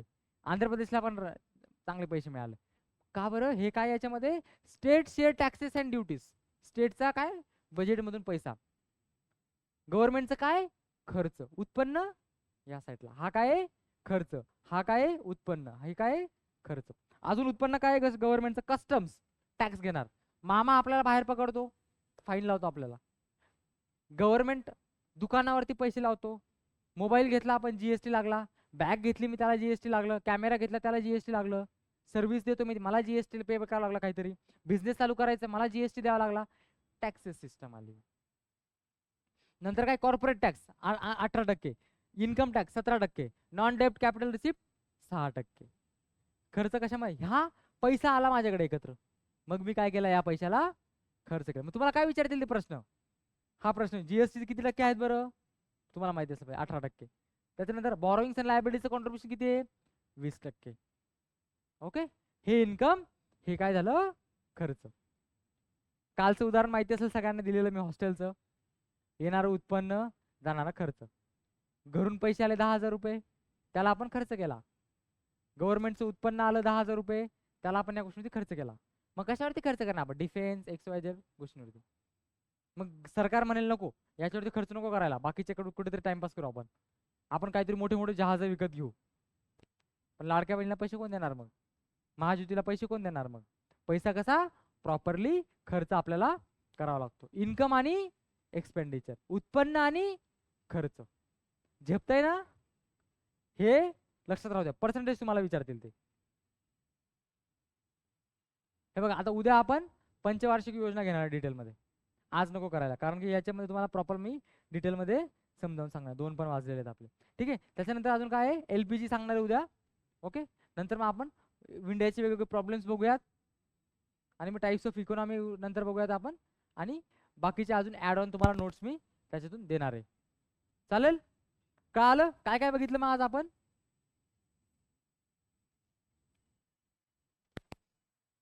GDP बघितलं, ग्लोबल पर्स्पेक्टिव्ह आपण बघितला.